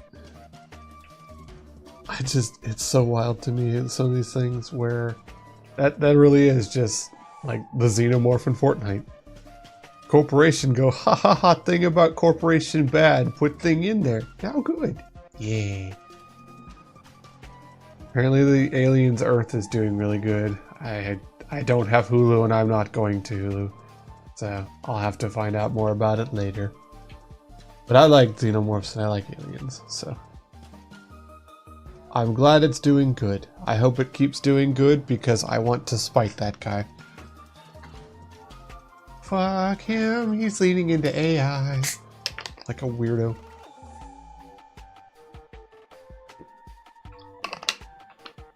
Someone who is so, like, on the forefront of practical effects and things like that, turning into an AI shill is just, like, just bonkers to me. Like, that is objectively against everything he's done.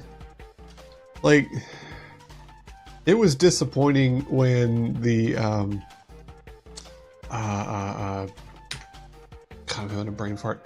When those guys on YouTube did Corridor Digital, like when they started being AI shells, that was disappointing. And it was disappointing to a lot of people they knew because a lot of the people they knew were all people that worked on that kind of stuff. So it was just like fucking just spitting in the face of all their friends and stuff like that. But to also have somebody like James Cameron doing it, somebody who has been at the forefront of a lot of just practical effects and pushing what you can do in movies, to just be like, yeah, but what if we just did it all with AI? Like, ew, what a loser. Like, he has progressively become more and more of a loser as he ages. And it feels like the, old white guy with money progressively being like, I got mine, go away. That's what it feels like. Because otherwise I can't even comprehend that. Like, what is the thought process there? I used to do really cool things and have a lot of, vision and ideas for stuff, and now I just want to hit button. Why do work when typing much work? I don't get that at all. I have no understanding of that.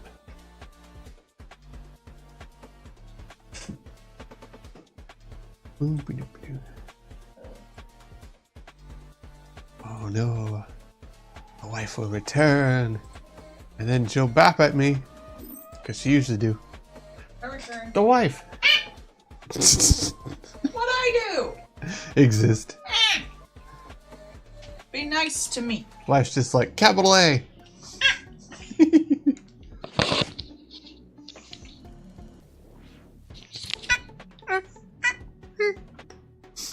Bathroom done. Ah-to-ah communication.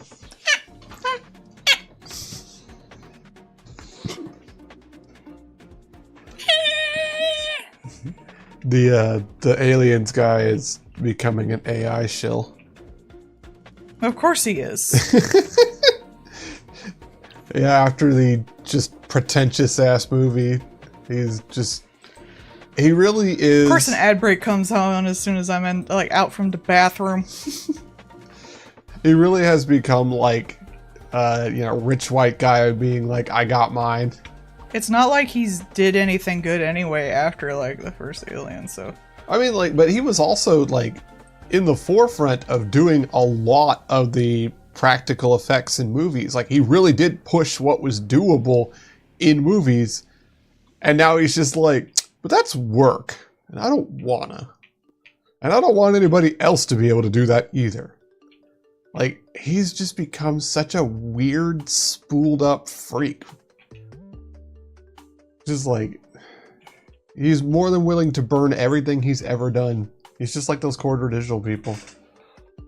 Just throw it all under the bus. I threw it on the ground. Happy birthday to the floor. I'm not gonna be part of this system. I think at this point I've seen enough clips of different parts of that to have seen the whole sketch. I have not actually sat down and watched the sketch from start to finish. I don't know. He's fun and silly.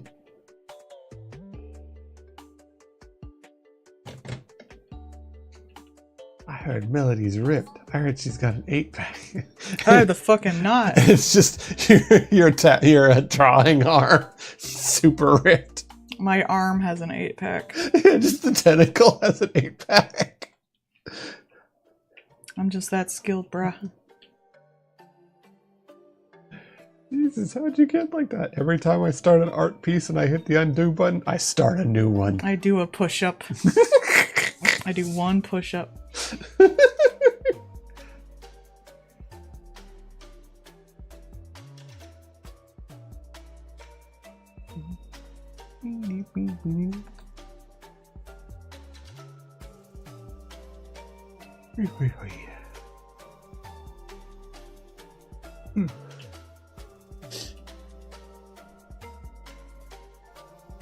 Oh, apparently, OpenAI is trying to settle their class action lawsuit.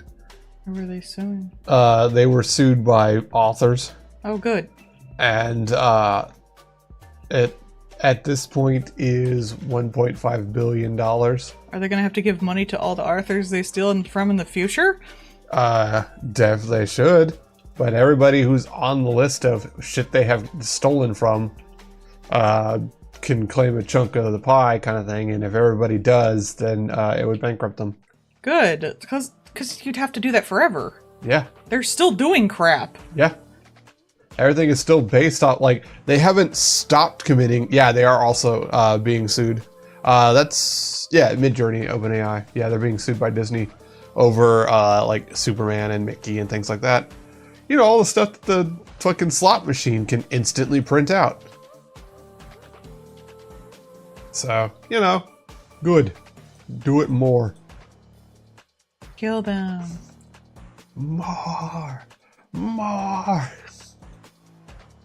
It's just, it's so fucking, like, I don't even know why we're at this point other than just, if you move fast enough, they can't create laws over the illegal that you're doing kind of deal. If the companies don't do anything for once, like, that means they can just steal their crap in perpetuity. Mm-hmm. And, like... So they better get their asses in fucking gear. And, like, for me, you know, I'm a layman, but my understanding is, like, Fruit of the Poison Tree, like, this seems like the most textbook-ass thing that any lawyer should be just drooling to go to bat over. Because, like, it is fundamentally, it's Mr. Steal Your Girl, the machine. Like, this seems like it's super fucking easy to just beat them with. Just club them out of existence. 150k per image generated. Good. Fuck them up. We here are not a supporter of Disney, but this is fucking funny.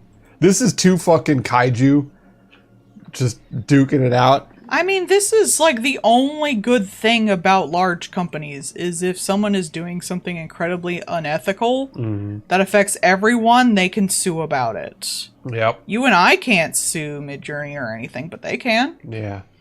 That is the only benefit to a monopoly. And they're like...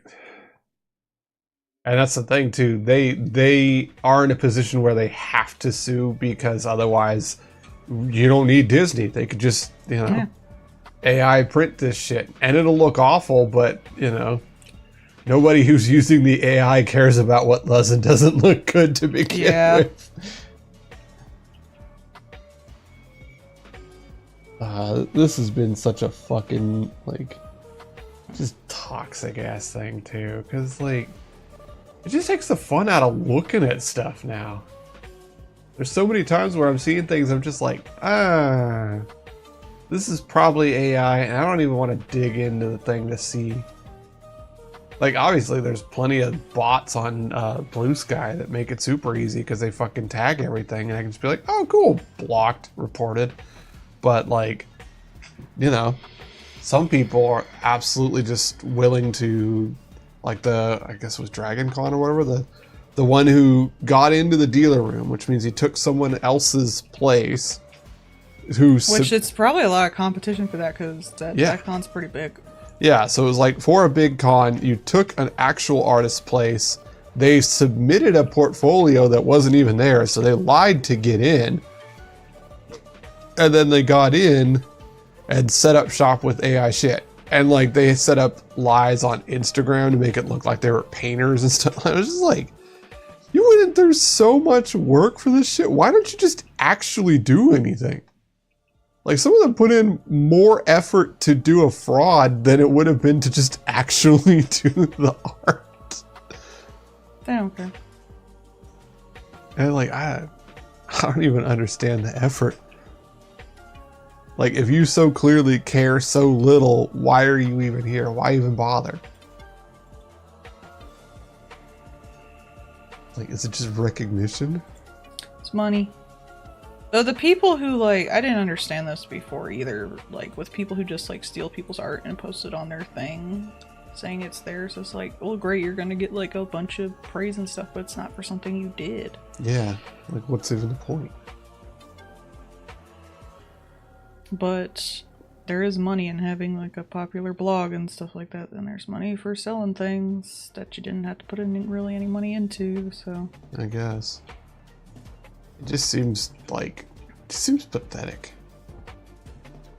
It is objectively pathetic. I don't know, apparently they're not, because they didn't succeed. Yeah, that's the thing, like the moment they set up shop, just everybody else in the artist alley just was pile driving these fuckers out of existence because it was incredibly obvious. Somebody pointed out too that like a lot of the scammers that are trying to do this kind of stuff, a large portion of them all have astronaut themed stuff or space stuff. It's because they're Elon Musk bitches. Like, it's apparently just like, it's weird enough to be noticeable, basically. Also, like, as someone who has galaxy brushes and shit like that, it's fairly easy to bullshit a galaxy. Okay. Yeah. As long as you know what you're doing. Like, think of all those, like, people who do the, like, 5-second spray paint things, where they, like, make a galaxy. Oh, okay. Yeah, if you know what you're doing, people, like, no one's gonna actually be able to comprehend that, and, like, it's also, you know, since it's not something you're familiar with, you aren't going to be able to tell as easily if something's off, like a hand or something like that. Yeah. But you can also just do that your damn self. Yeah. Like, I could do it with like 5 brushes right now. It won't look as good as it could look, but it'll look like a galaxy. Yeah. Well, that's something that like, people were pointing out. Like, those kind of scam artists always do like space stuff and astronaut things. Usually it's a fairly empty thing with a fairly complex suit. Like, we don't know offhand what astronaut suits might look like. So it's stuff that people think is cool but aren't as familiar with. And it looks pretty with little effort to begin with, so... well, yeah, not the space, man. Like, there are some really nice galaxy pics, but you can, like I said, bullshit a galaxy. Makes sense too, because you could have like simple colors and parts of it, and then bright, colorful things. And plus, you can't tell as much if it's blurred too, and a lot of true AI stuff has a problem with that because it's naturally blurry, especially around the edges and stuff. There was I saw a thing today where it was like 2 people were like, it was probably a bot advertising for something, right? But there was the 2 people on it, and like as soon as they started moving, I could see the warping around their bodies. And I was just like, oh, ew. And I don't know if that was just a bad filter or what, but it was like incredibly clear the moment they started moving. It was just like, hey, what the fuck? And like, you know, that's one thing that like humans are really good at, like the uncanny valleyness of that kind of stuff. Like, how could you like that at all? There's an AI cult that makes AI videos that I watched a guy go through, and they're really wild. Huh, they're extremely generic, and if there's any more than one person on screen, they all morph together somewhat. Wild.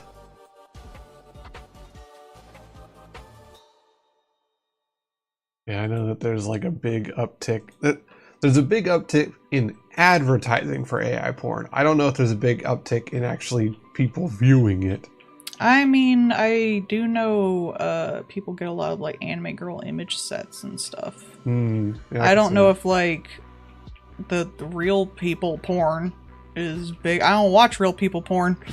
I read fan fiction and look at doujinshi. That is fair. Yeah, I've seen a big uptick in the fucking ads for it, and I'm just like... And even those, they just look like fucking, like... They look like Unreal Engine assets. They do! They all have that very weird, overly shaded sheen to it. Yeah, that everything looks like, oily. Like they've just been sheened with something. But again, it's the whole, like, I don't actually care about this character. I just want to fap to them, I guess. And, like, to me, too, it's especially pathetic because people have been doing source filmmaker porn for years. You're telling me these people have been doing this shit since Half-Life 2 and yours looks worse? How? That's the thing that's really wild to me. Like, I appreciate the furries really fighting it. Because, like, they're apt for it. Oh, man, I can have a button that makes porn of my OC? Yeah. Like, that's great that, like, they're like, no. Good on them. Furries come out as kings yet again. Yeah, I think it's one of those things that, like, when so much of your stuff is A, very personal to you, and B, made personally, like, it almost makes it insulting to not be. To have it be just, you know, generated slop like that just kind of diminishes you. Like, that's at least what I would think of, kind of thing. Like, you know, if I had made my character and this is me, this is my persona, and I've had art made of my persona to make it how I think it should be in my head, or I've had a fursuit made of it and things like that. Like, to have somebody just, like, slop out this thing that's, like, me at 80%-ish, and just be like, there you go. Like, that would be insulting to me directly. Like, you throw this shit in my face and tell me, yeah, this is as much as you're worth. This is as good as you are. Like, that feels like that would just be such a fucking hit. I think just the fact that so much furry art is so customized. Mm-hmm. I'm very proud of them for resisting that, because it's difficult to get that much custom shit. Yeah. It's really personal. Like, that, like, would be so hard, but also, like, it's so cool. So much of, and, like, we will absolutely be like, okay, but maybe you should have it be a little less personal for, like, a Nazi fur or something, but... I imagine those are the ones who are pro-AI. Yeah. Again, the people who can't make their own shit are because no one else will for them are extremely pro-AI usually. That's why conservatives are very pro-AI, because they don't want the wokeness in their shit. Mm-hmm. But the wokeness, like we were talking about with that game that came out, it's like when you take all of the writing and shit out of things, you don't got nothing left. We want this game to be apolitical. We don't want any woke. We're not talking about this and that. It's like, so what are you talking about? I don't want my shit to say anything. Well, now it doesn't, and it's boring. Congrats. It's like, cool. I could have gotten something better on a Fortnite thing. Because at least if somebody made a Fortnite game on the Unreal Engine, they had intention behind it. Mm-hmm. That's really what they want. They want content with no intention. Mm-hmm. Ed, Edd, and Eddy. Yeah.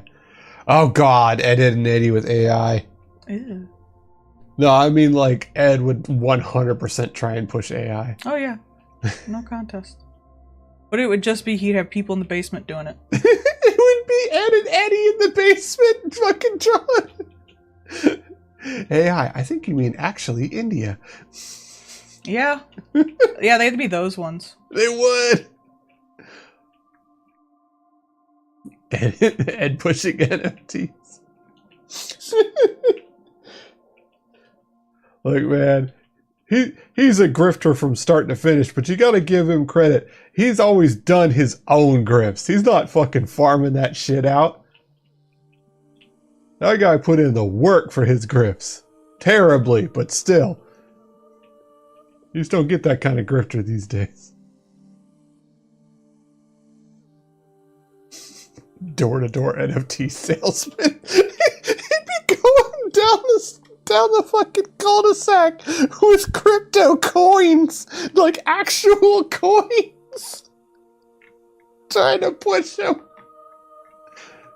Some of them would be chocolate coins. That's true.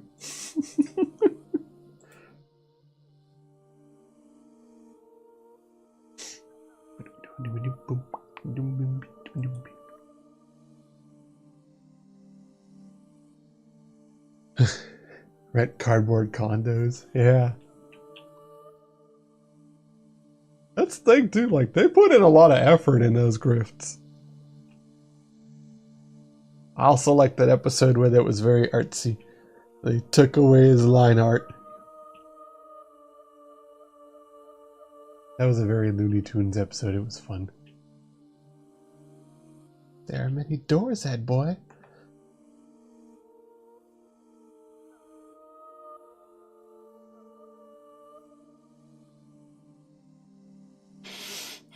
I like the cartoony look of this character.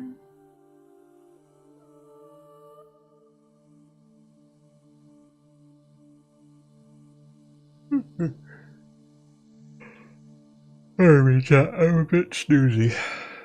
I'm doing okay. Why did I snoozy?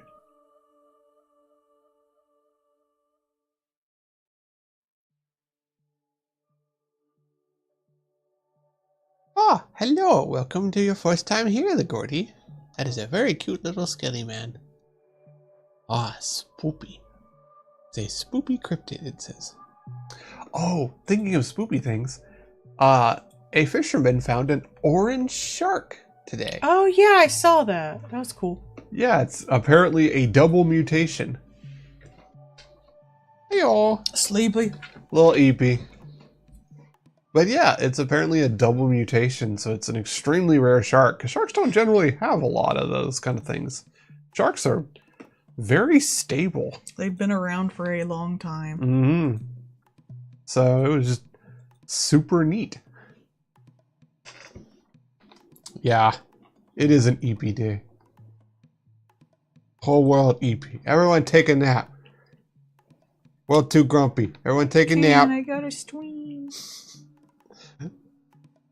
is World Nap Day. Everyone take a nap. Everybody chill out. Take a nap. We'll start again tomorrow. Just reset the world. Do you think that would actually help anything? No, because there'd be a lot of things that need to like continue to be controlled. Yeah.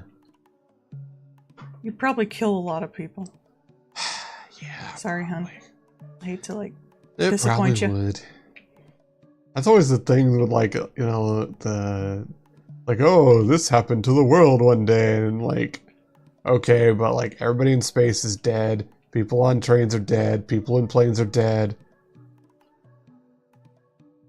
Dr. Stone. Yeah. Anybody that was in a plane, dead. Anybody on the train, dead.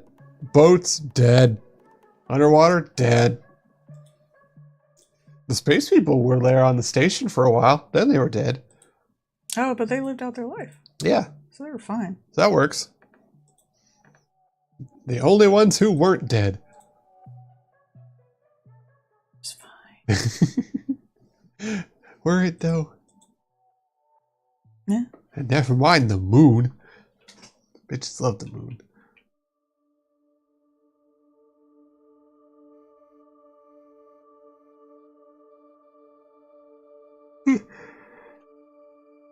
That is such a fun show, though. I really like Dr. Stone. I am so curious like what the ending's gonna be. Though I guess the manga's finished and I could go check, but meh. It's not as fun. Yeah. You can always turn to the end of the book and see what the last chapter is, but that doesn't get you there. That's what she said. Fair.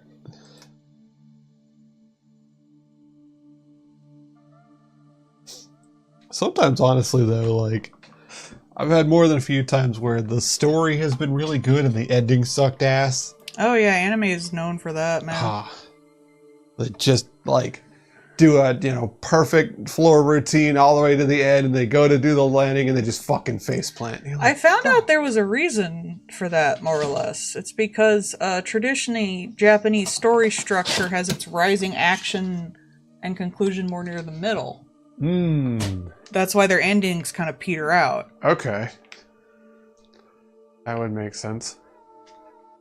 Yeah, because, like, usually we have, like, the build-up and then the denouement and stuff. So that would make sense. Plus, also, I'm sure it doesn't help that a lot of them have come from, like, the weekly magazines and stuff like that. So they're having to, like, crank it out and split it up, but you don't necessarily... You're not guaranteed to even be able to finish your story, or maybe you would have, but now you have, 100 episodes to do it instead of 50 that you were planning. Anime is the typical great idea, horrible execution. Mm-hmm. More than anything else. There was one guy who was talking about, like, he had a 100-issue run. And he's like, but, we couldn't even finish the story because we had to split it up so much. Yeah, and add because you got to keep making money. Because, like, yeah, you're not going to not just keep taking a paycheck. Yeah, they might bring you on for 10, and that's to see if you're going to succeed or not. Mm-hmm. Guess you got to extend that forever. Mm-hmm. But it's not as bad as it has been. Yeah. Apparently the only reason that you've seen, like, a lot of big ones these days actually do just stop, which is nice. Like Jujutsu Kaisen, Dragon Slayer and stuff like that. Apparently the only reason One Piece hasn't ended is because the guy his editor doesn't tell him no. Yeah, I saw that there's been, like, the newest thing is, like, extended lore of the 600 years before the story kind of thing, so it's like more and more and more extended stuff. And it's like, bro, that's cool and all. I'm glad that you used Blackbeard and had, like, his actual real name behind it and stuff like that. That's cool and all. Does it really matter? Does it, though? The thing needs a trimming so bad. Mm-hmm.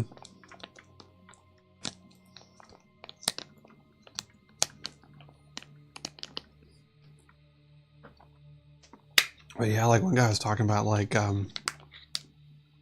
you get, like, 10 issues to see if you're going to succeed, and they might just pull you at that. Mm-hmm. Or, like, God, the one was like, it was like we were in the red for, like, 2 years. Yep. Because, like, they kept putting it out in the issues and stuff, and the issues were doing great, and his money was literally coming from the issues and being handed to his team working with him. Mm-hmm. So all of his minions and stuff, and they were in the red for like 2 years until the actual manga came out and merch started selling. Yep. But it was talking about, like, what's it? It was like he was being paid $350 a page in the issue. Wow. So, like, he was actually getting paid pretty well, but, like, how much of that goes to all your assistants? All of it. Yeah, that was the thing.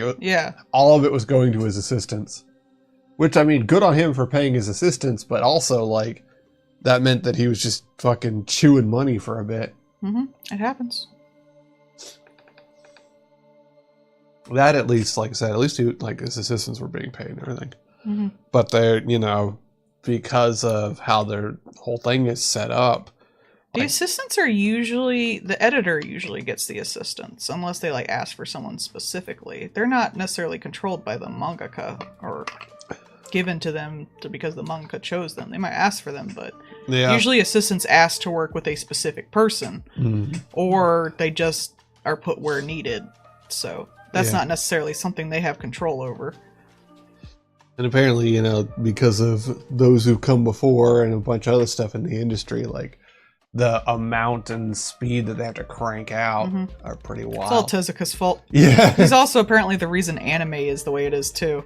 Yeah. Because he basically sold anime at the same price that it costs to just license American shows that were already made. Oof. Yeah. I see. So the artism overtook him. No, because he was making pretty much the first Japanese TV animation. I was gonna say, wasn't he the guy that like cranked out a shit ton of stuff? Yeah, a lot of people back then really did, though. If you look at like Tezuka and the guy who did Devilman and all that stuff, the guy who I base more of my art on, their art styles are very much like Saturday morning comics type things. They're not. Some of them get complex. And they're definitely complex for the time, but like there's very little shading, there's very little tones. Simpler shapes. The characters are designed simpler. Like if you compare a Tezuka work to a work today, it's night and day in the amount of just effort that is put into a page. Yeah. That doesn't mean one's better or not, but it definitely takes more time. Yeah, I mean, like if you look at Jujutsu Kaisen or any JoJo with all the shading and everything like that, and like anime especially, like to compare Astro Boy to like an A1 Pictures thing, even though like we would consider, you know, sword art or things like that slop these days, but like Astro Boy was basically one of those Yamishibai things where it was just a single panel and some narration. Yeah. So, well, like, just to compare those two, like, holy shit. You know, you could probably fit the entire, like, amount of effort for an Astro Boy episode into, like, a minute of an A1 Pictures thing. They also outsourced a lot of stuff then, too. Or today. Korea. Apparently. So even then it's not one for one. Yeah. That's really the thing too, is just like that, like that's gonna kill your artist. It does. I mean that's why the Berserk guy, like you can't sustain that. And artists will still do it. That's the thing about art. Yeah. I don't think they're not unionized over there, right? I don't know. I feel like probably not. If anything, like probably not, just because that would be against the kind of like Japanese corpo vibe. Even if they are, it's still very difficult socially to say no and stuff. You notice in the new episodes of Panty and Stocking with the new Zoomer boys, the fact that like they're always like, oh, our time, you know, we're not being paid right now, so we're gonna leave, and how that's a running joke. Yeah, that is a joke on the worth ethic of like current day people, because in Japan you're supposed to just give your entire fucking life to your damn, you know, work ethic. Yeah, you're not supposed to like be off the clock at any point. Yeah, how dare. Oh God, what was it? There was. And in fact, it makes me a little uncomfortable that that's a running joke. Can we not? There was one country where like they actually were considering passing a law about like preventing you from fucking calling your employees off the clock. Yeah, why not? Which, I mean, yeah, I mean, kind of should, because a lot of places really abuse the fuck out of that. I heard one person say that like email was the worst thing for business in like the history of tech, because then they could contact you at any point. Yeah, agreed. And like phones and text messages just kind of made that worse. That was when you were always available. Before you weren't, because you couldn't do the thing you could do. You know, you couldn't exactly like they could send you a letter, maybe they could send you a courier, but you couldn't be on command. If they wanted you 24 hours, you had to stay on base 24 hours. Guess what? When you leave, you left.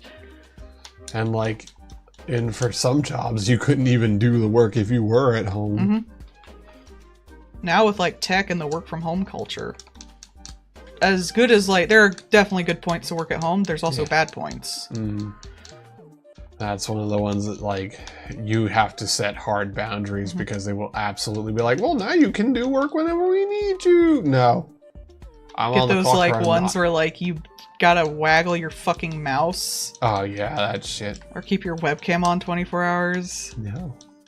Can't take like a damn bathroom break in your own damn house. Bruh, I put a fucking sticker on the front of the damn Zebra at work because they have all the AI shit on there. And they, at first, were like, no, there's no, they're not working slower, don't worry about it. And then they were like, well, no, the camera's not on. And it's like, you are legally mandated to have a fucking green light on the front that shows that the camera's on. So we know that you're lying. And this only started showing up after you added the AI stuff. So, no. No. Gonna put a sticker on there and fuck you.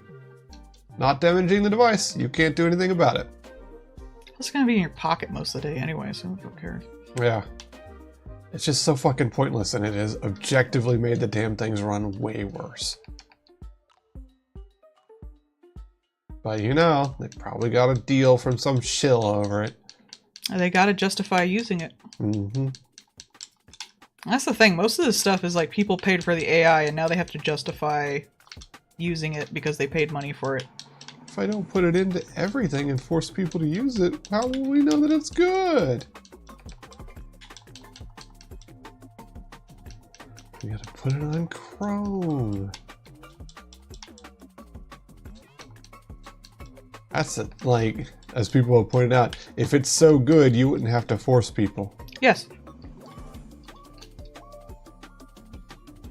Because they can't sell you anything anymore in tech. Mm-hmm. We've gotten to like, I don't want to say we're at the singularity, but we're getting there. They can't do much more. Well, most of the things now, like, it's less about that and more about we've gotten away from doing something because we have investors now. You don't have to do something. You sell the idea that you'll do something later, maybe. And so, like, that we've gone so far for not doing anything at all that, like, you know, Uber is still around, and they've talked about, we may never make a profit. Give us another $100 million. There was one that was, there's like a battery, an attempt at making a battery manufacturer here in the States for like big batteries, sodium ion ones instead of lithium ion ones. Because like, it's a different type of battery. It would be good for in houses or on the power grid to store power, kind of thing. Big stationary setups, but also much cheaper than lithium. However, two things have happened. One is that China is trying to monopolize lithium production in the world because they're, you know, state run, so they can just make it as cheap as they wanna to try and make sure that nobody else does it, so then they run everything. But two, they were bought into by investors. And so, of course, investors want their thing now. They want it in the first year, first 2 years kind of deal. And you can't do that with manufacturing. You have to set up the manufacturing plant. You have to get your, you know, raw materials set up and all those kind of things. And that takes time. And so rather than taking the time for it, the investors waited for it to build up and get contracts from North Carolina, I think it was, and get all this money invested into it. And then they're like, and we're shutting it down. I wonder how much, like, investors compared to, like, government contracts from countries that actually have a working fucking government. As much as wrong with China, at least their government is, like, doing shit. Yeah. I wonder how much that is, like, slowly debilitating America as a whole. Oh, definitely. Like, that's not even the first one this year. That is apparently the second one here in the States, and there was one in Switzerland, all of whom basically met the same end. You know, China just dumped the price of lithium, but also investors were involved with 2 of them. And so, yeah, that's just literally what it was they did not want to actually wait to get the plant set up to be able to sell it. And so they just were like, yeah, but you know, we can just, now that all this money has been invested into it, we don't even have to make a product. We can just sell all that and bail. Yep. Because that's the way companies run now. You don't have to make anything. It's the capitalist dream. Do nothing, make money.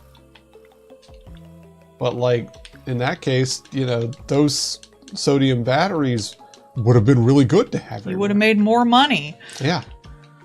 Especially because... But the investors can just go invest in China's shit, so what do they fucking care? Yeah, like, all they had to do was just wait.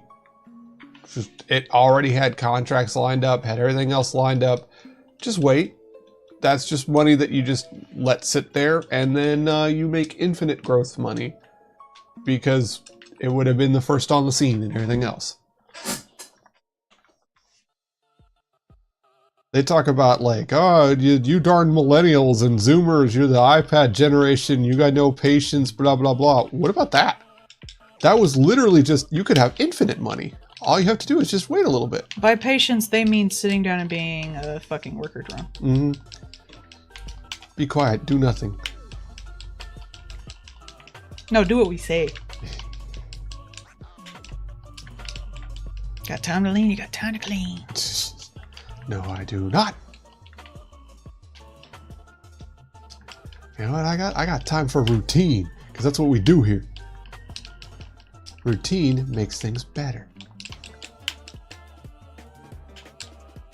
The new guy that's come in now, that was one of the things, like, when he came in, they were, like, introducing him to everybody, and he got interested in me, and it's like, all right, so this is what I do, this is how I do things, and this is, you know, my day. He's like, wow, okay then. And I was just like, look, this is what I do every day, this is how I do it every day. And I do it that way because then I don't have to do anything others. Like, I don't have to worry about it. All the stuff that needs to get done, and there you go. And Zach was like, and that's why we just have him over there. Yeah. But like, why wouldn't you want that? That's how you make sure stuff gets done. That's how I found the dude that stole enough to get arrested by the day job. And it was just because I was sitting there just doing my usual stuff and going, okay, this is missing. Okay, this is missing. Because I just do my fucking thing. Yeah, imagine how much shit is lost in, like, stolen crap because people aren't in the same place in stores and there's so much, like, turnover. Mm-hmm. I mean, even just, like, some of this, like... Some of the things that I've been showing them, I'm like, look, this is just from us to us things that are going missing. I showed them with, like, how the TVs have been just fucking random. But like, you can't plan sales around that. You can't plan events around that. You can't even plan to make sales. Because if people never know when something's actually gonna be there, they're gonna stop showing up. Just plain and simple. Like, why would you go to the place where you're never sure if they actually have it when you can just go online and buy it?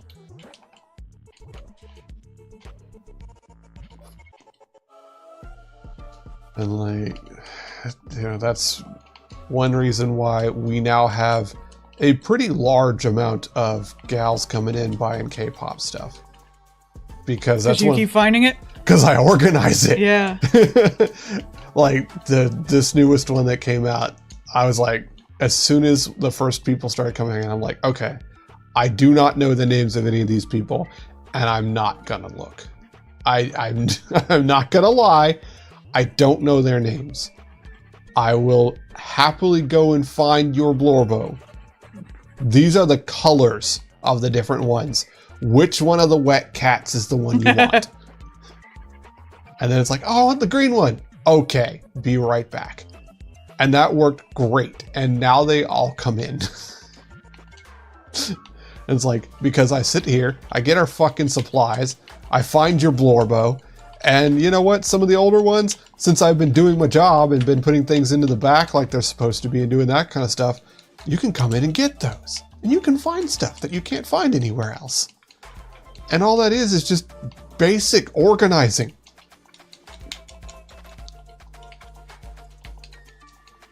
I have sat there and fixed so much stuff in the books because of doing that same kind of thing.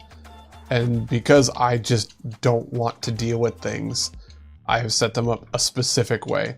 And so now when like the time comes of like, oh, these books are all dead, time to send them back kind of thing, the guy that does that knows he can just go and they're on the bottom shelf. That's where they are. They're always there because that's how I do it. And so like we've had our stats go way up just from doing that because I don't want to do it the other way. I want it to work and I want everyone to go away and leave me alone. Leave my husband alone. If I could just be a grumpy Gretchen in the back rooms that you just go and knock on the door and ask for a thing and it just slides out from under the door, I would do that. Don't forget to keep applying to the other place though. Oh yeah, you gotta do that. Sorry to nag you. No, you're good. I'll do that. I do think you should also look up other things because I don't want you to be like moving shit around like that your whole life because you're gonna start getting old, man. Yeah, I'm not really sure what else I would do. I could just look for stuff available locally. I mean it more like I don't have a degree, so. Well, there might be something locally, some kind of store manager type deal. I can't do it off of you. But you're gonna have to look into that. Sorry, I shouldn't be talking about that here. No, that's fine.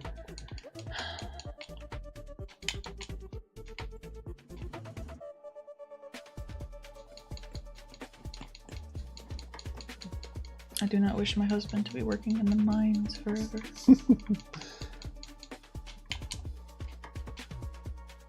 Well, at least I'm not working in the slop fields.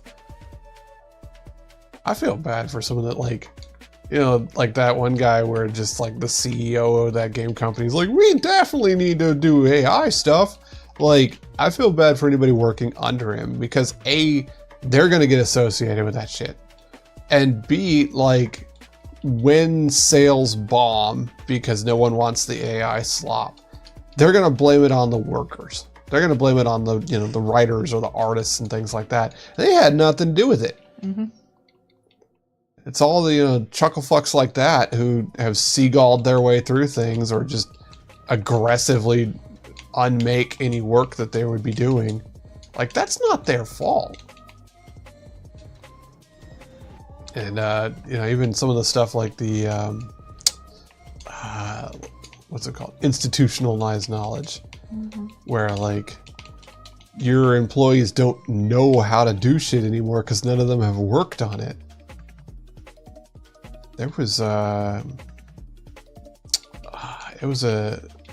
a remake or something of a game.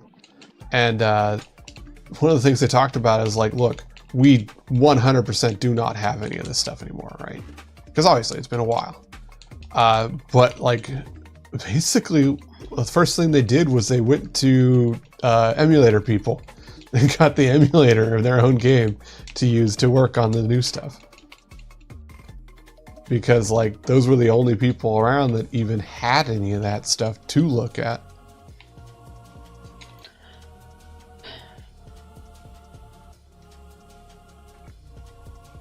Mm-hmm.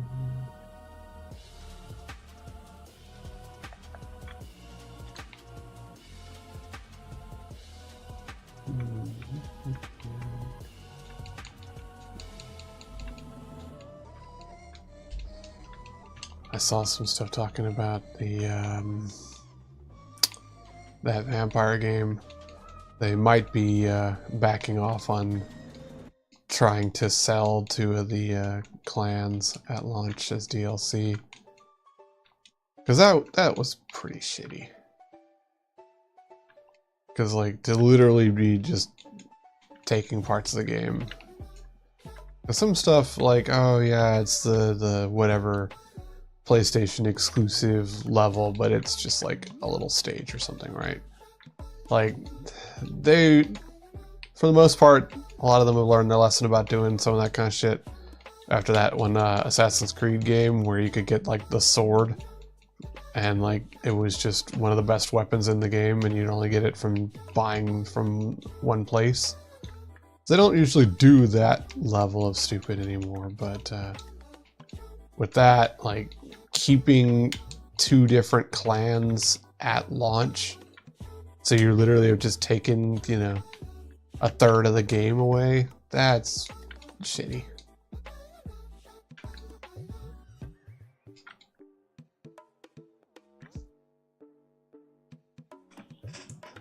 Though I guess the Switch 2's got the new version of that Star Wars game, the Outlaws or whatever. The one that at launch you physically couldn't complete because it would actually just stop working at a certain point. So technically, the Switch 2 players have a worse experience because they're not getting that. I presume they fixed that. Because, like, that's where we are now with a lot of these launch editions or early access ones. You know, you're paying to play test the game for them.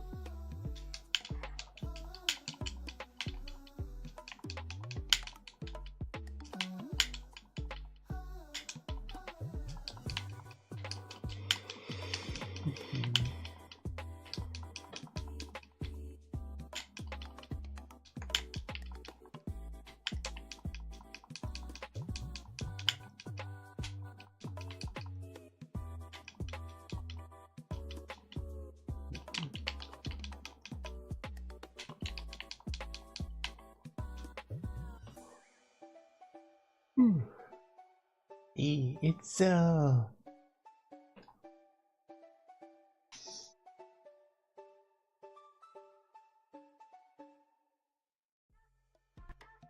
these guys are wide.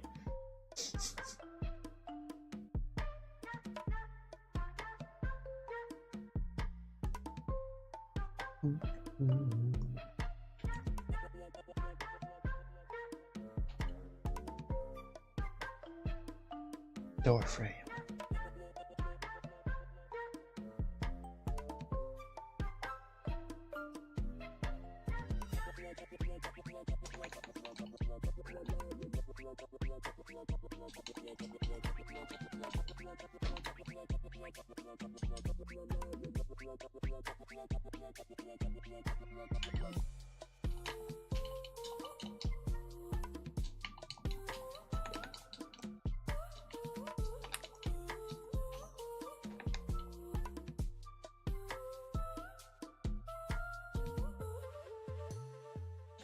I wonder what the next Blorbo will be. The Sexy Watto was a bit of a surprise. So you never know what people are going to pull out of the, you know, memory banks. I don't think he's anyone's Blorbo. I don't know, man. I know that one. There's that one award-winning author whose Blorbo is the skelly-headed guy, Taskmaster. Like, that's their Blorbo. And like, oh, hi, Pixel. So like, I never assume that it's not someone's weird little Blorbo. I just slide everything out of the way and go, this one's mine. I think they specifically chose him because he was the anti-Blorbo. Nope, Tumblr sexy man now. That's how the internet works.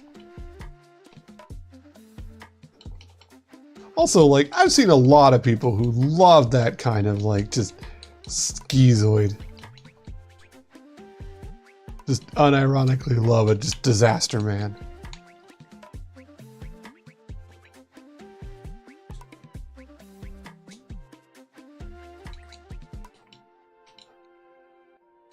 He's what's his name? What'd you call him? Bill Hill? Yeah. You got the beer keg.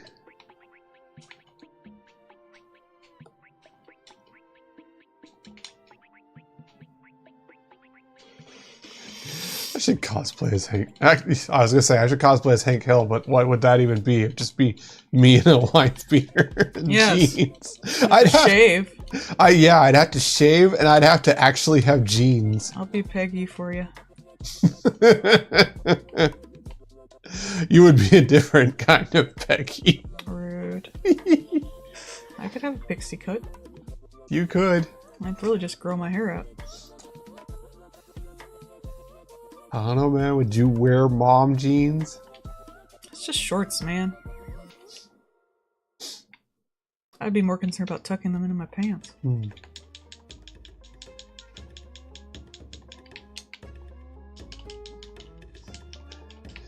You gotta be self-righteous about everything and mom jeans.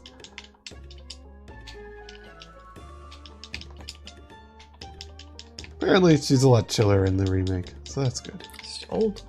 Yeah. Peggy Hill's still very powerful.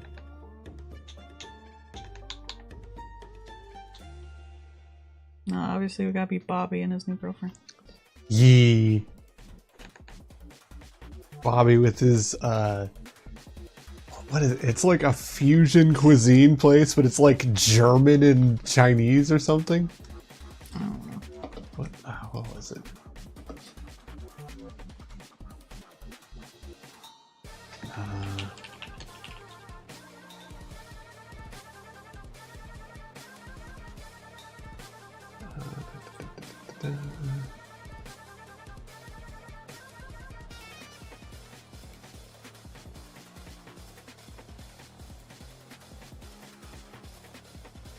I don't need his overall one. I want to know.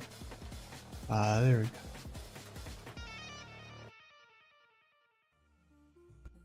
we go.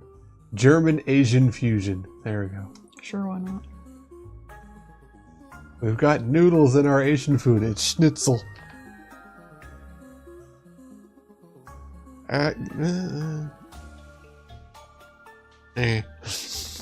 don't, honestly, I don't even know what that would be like. That would be certainly something. I'm gonna go to the restroom real quick. You really heavy. Think of it. A lot of clutter.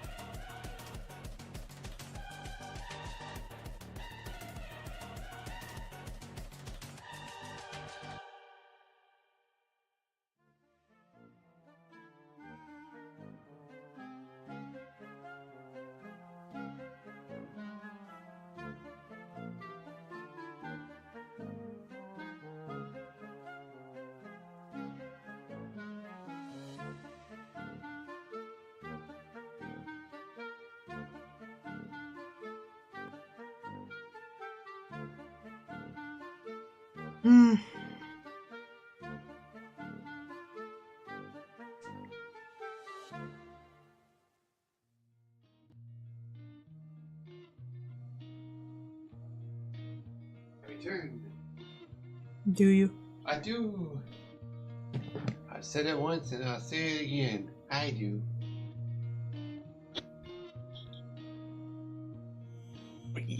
And now they can hear me again.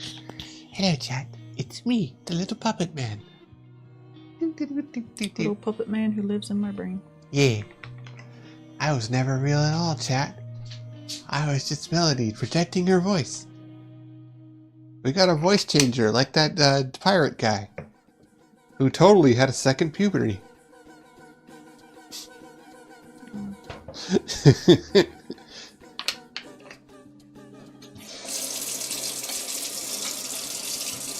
Make a drink. The things you hear about on the internet.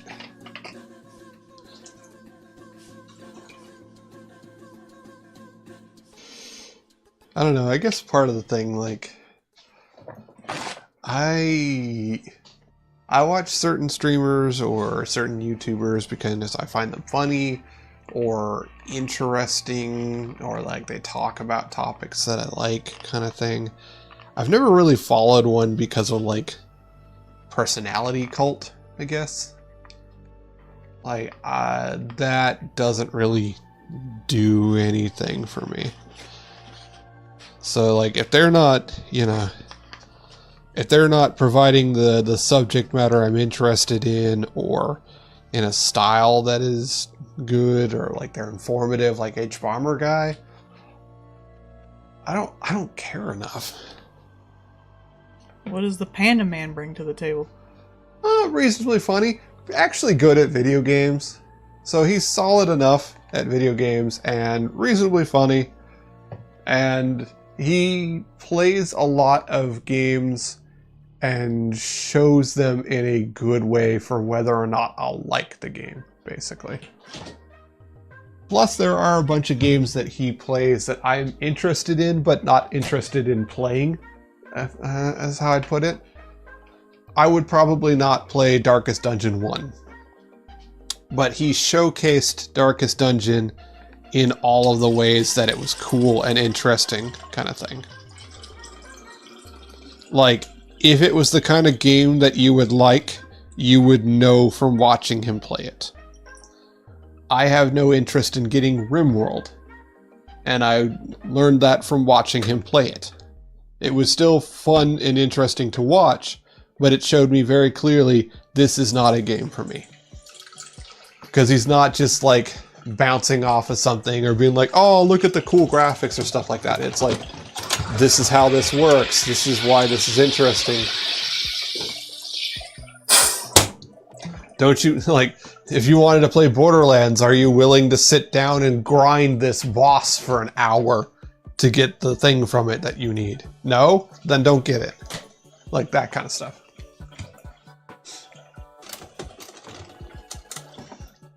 Like, he was like, Borderlands 3, it's on a sale right now for, you know, God, it was like $5 or something. And he's like, I still wouldn't get it.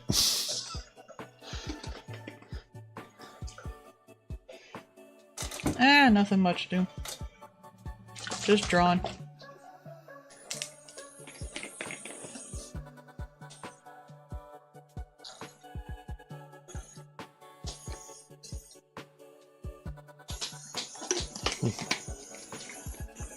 I think he also fits the vibe that Spiffing Brit sometimes gets with just like breaking a game and showing how it can go fucking goofy. Hi there.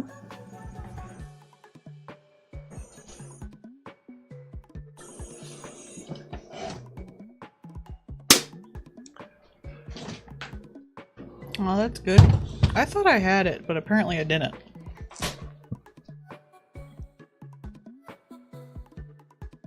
I got, when I played it, like, probably more than a decade ago now, I got stuck on the Silk Song Lady boss. And she kicked my ass. I'm bad at bosses. Apparently the way Silk Song plays is pretty different from Hollow Knight. I would fucking hope so. Well, for one, she's taller. Yeah, that was apparently something they said they had trouble with. Yeah. But I would hope it played different. But like, she moves differently. Her down attack is more at an angle instead of straight down. So it's different when you're doing like the pogo moves and things. And so they changed up all like the traversal and stuff too, because of how the play is different. Plus, she's cool, whereas the other guy was just a little guy. You can't have a cool person be the same as just a little guy. A little creature. Don't you, like, kill God? God, yeah, you do. You fuck everything up. That's something I love with Hollow Knight. Oh, yeah. Metroidvania or Backtrack Slop. Just like all the friend slop and everything else.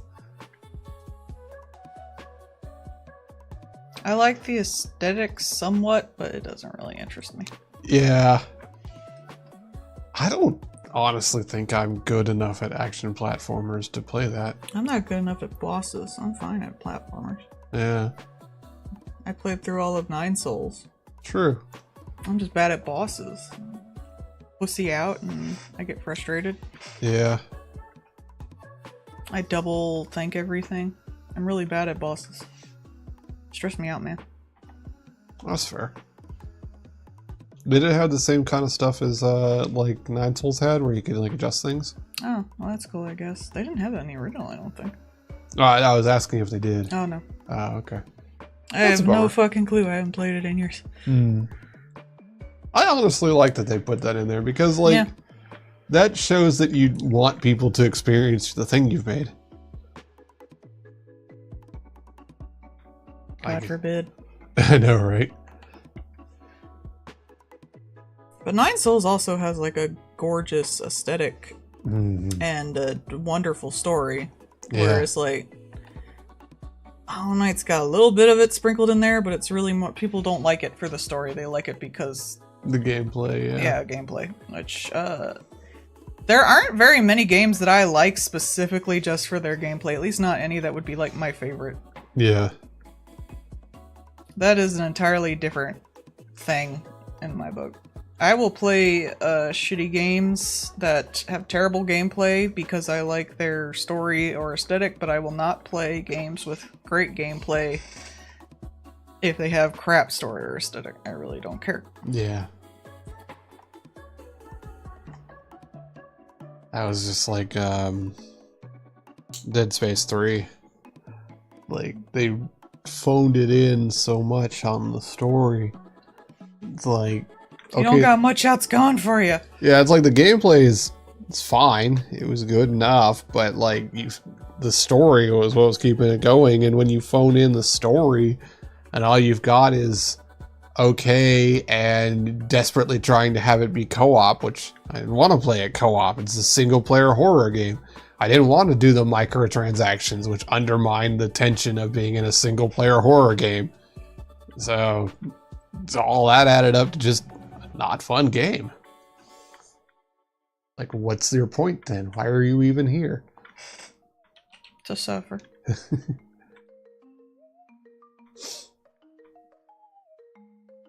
I don't mind games that are fun to play, but usually if they're fun to play but don't have a good story, I only care about them if they're like arcadey type things. Or rhythm games or something like that, which again, I kind of consider more arcadey than anything else. You just get on them, you play a thing, then get off.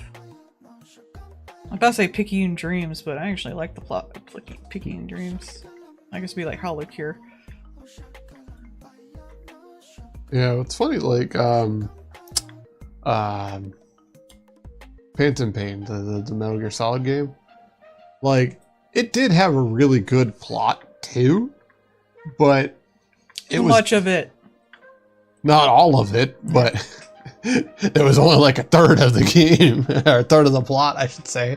But, like, it did have a good plot, and the plot was solid enough that I could then just be like, I also want to go fuck around and play with the gameplay, because it did have very good gameplay. So, like, plot was like a 6 or a 7. It was solid enough to be fine. And the gameplay was honestly like an 8. Like, the amount of fuck around you could do in that game was a lot of fun. And it was very in theme with the game, too. Like, I could be stealthy and be sneaky man and go and put the balloon recovery thing on somebody's car. And, dude, where's my car? This poor security guy. And then fucking sneak off. And they'd just be like, what the hell? Where's the Jeep? Out in the middle of the desert. I stole it. That was fun. I could drop the dog on somebody and he'd go and knife some random dude. And he'd just sit there and wag his little tail the whole time he was coming down from the balloon. Like, that was fun and silly.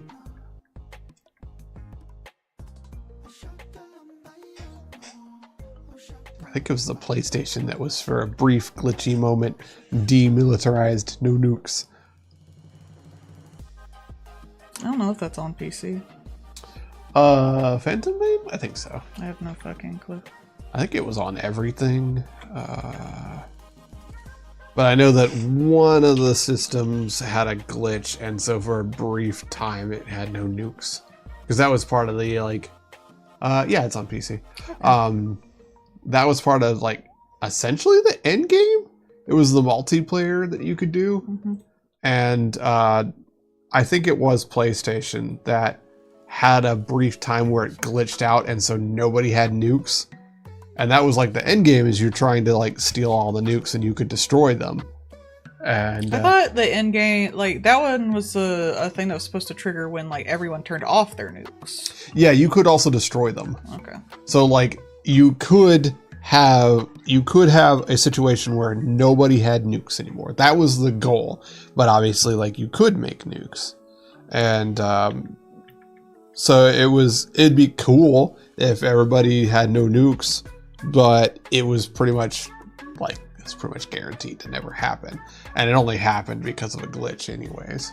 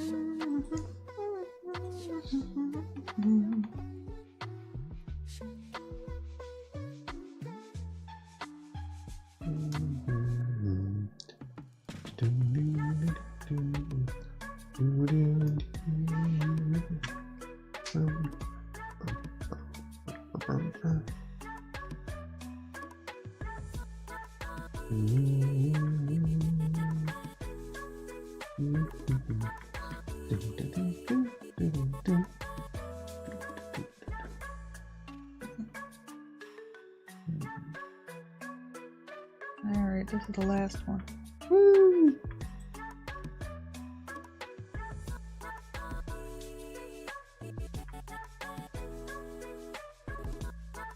Oh, that's a bit of a mess, ain't it?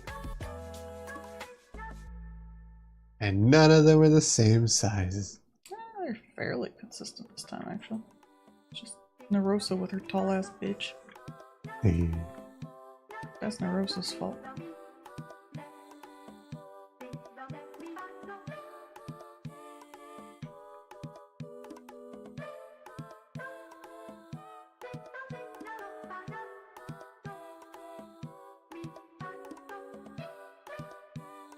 Oh, that was really big.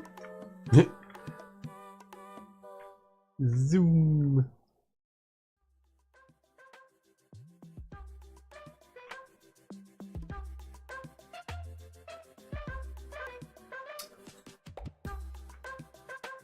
Alright, that's gonna be all for tonight. We'll be back tomorrow with more crap. I'll see y'all then. Y'all have a good night. Bye-bye.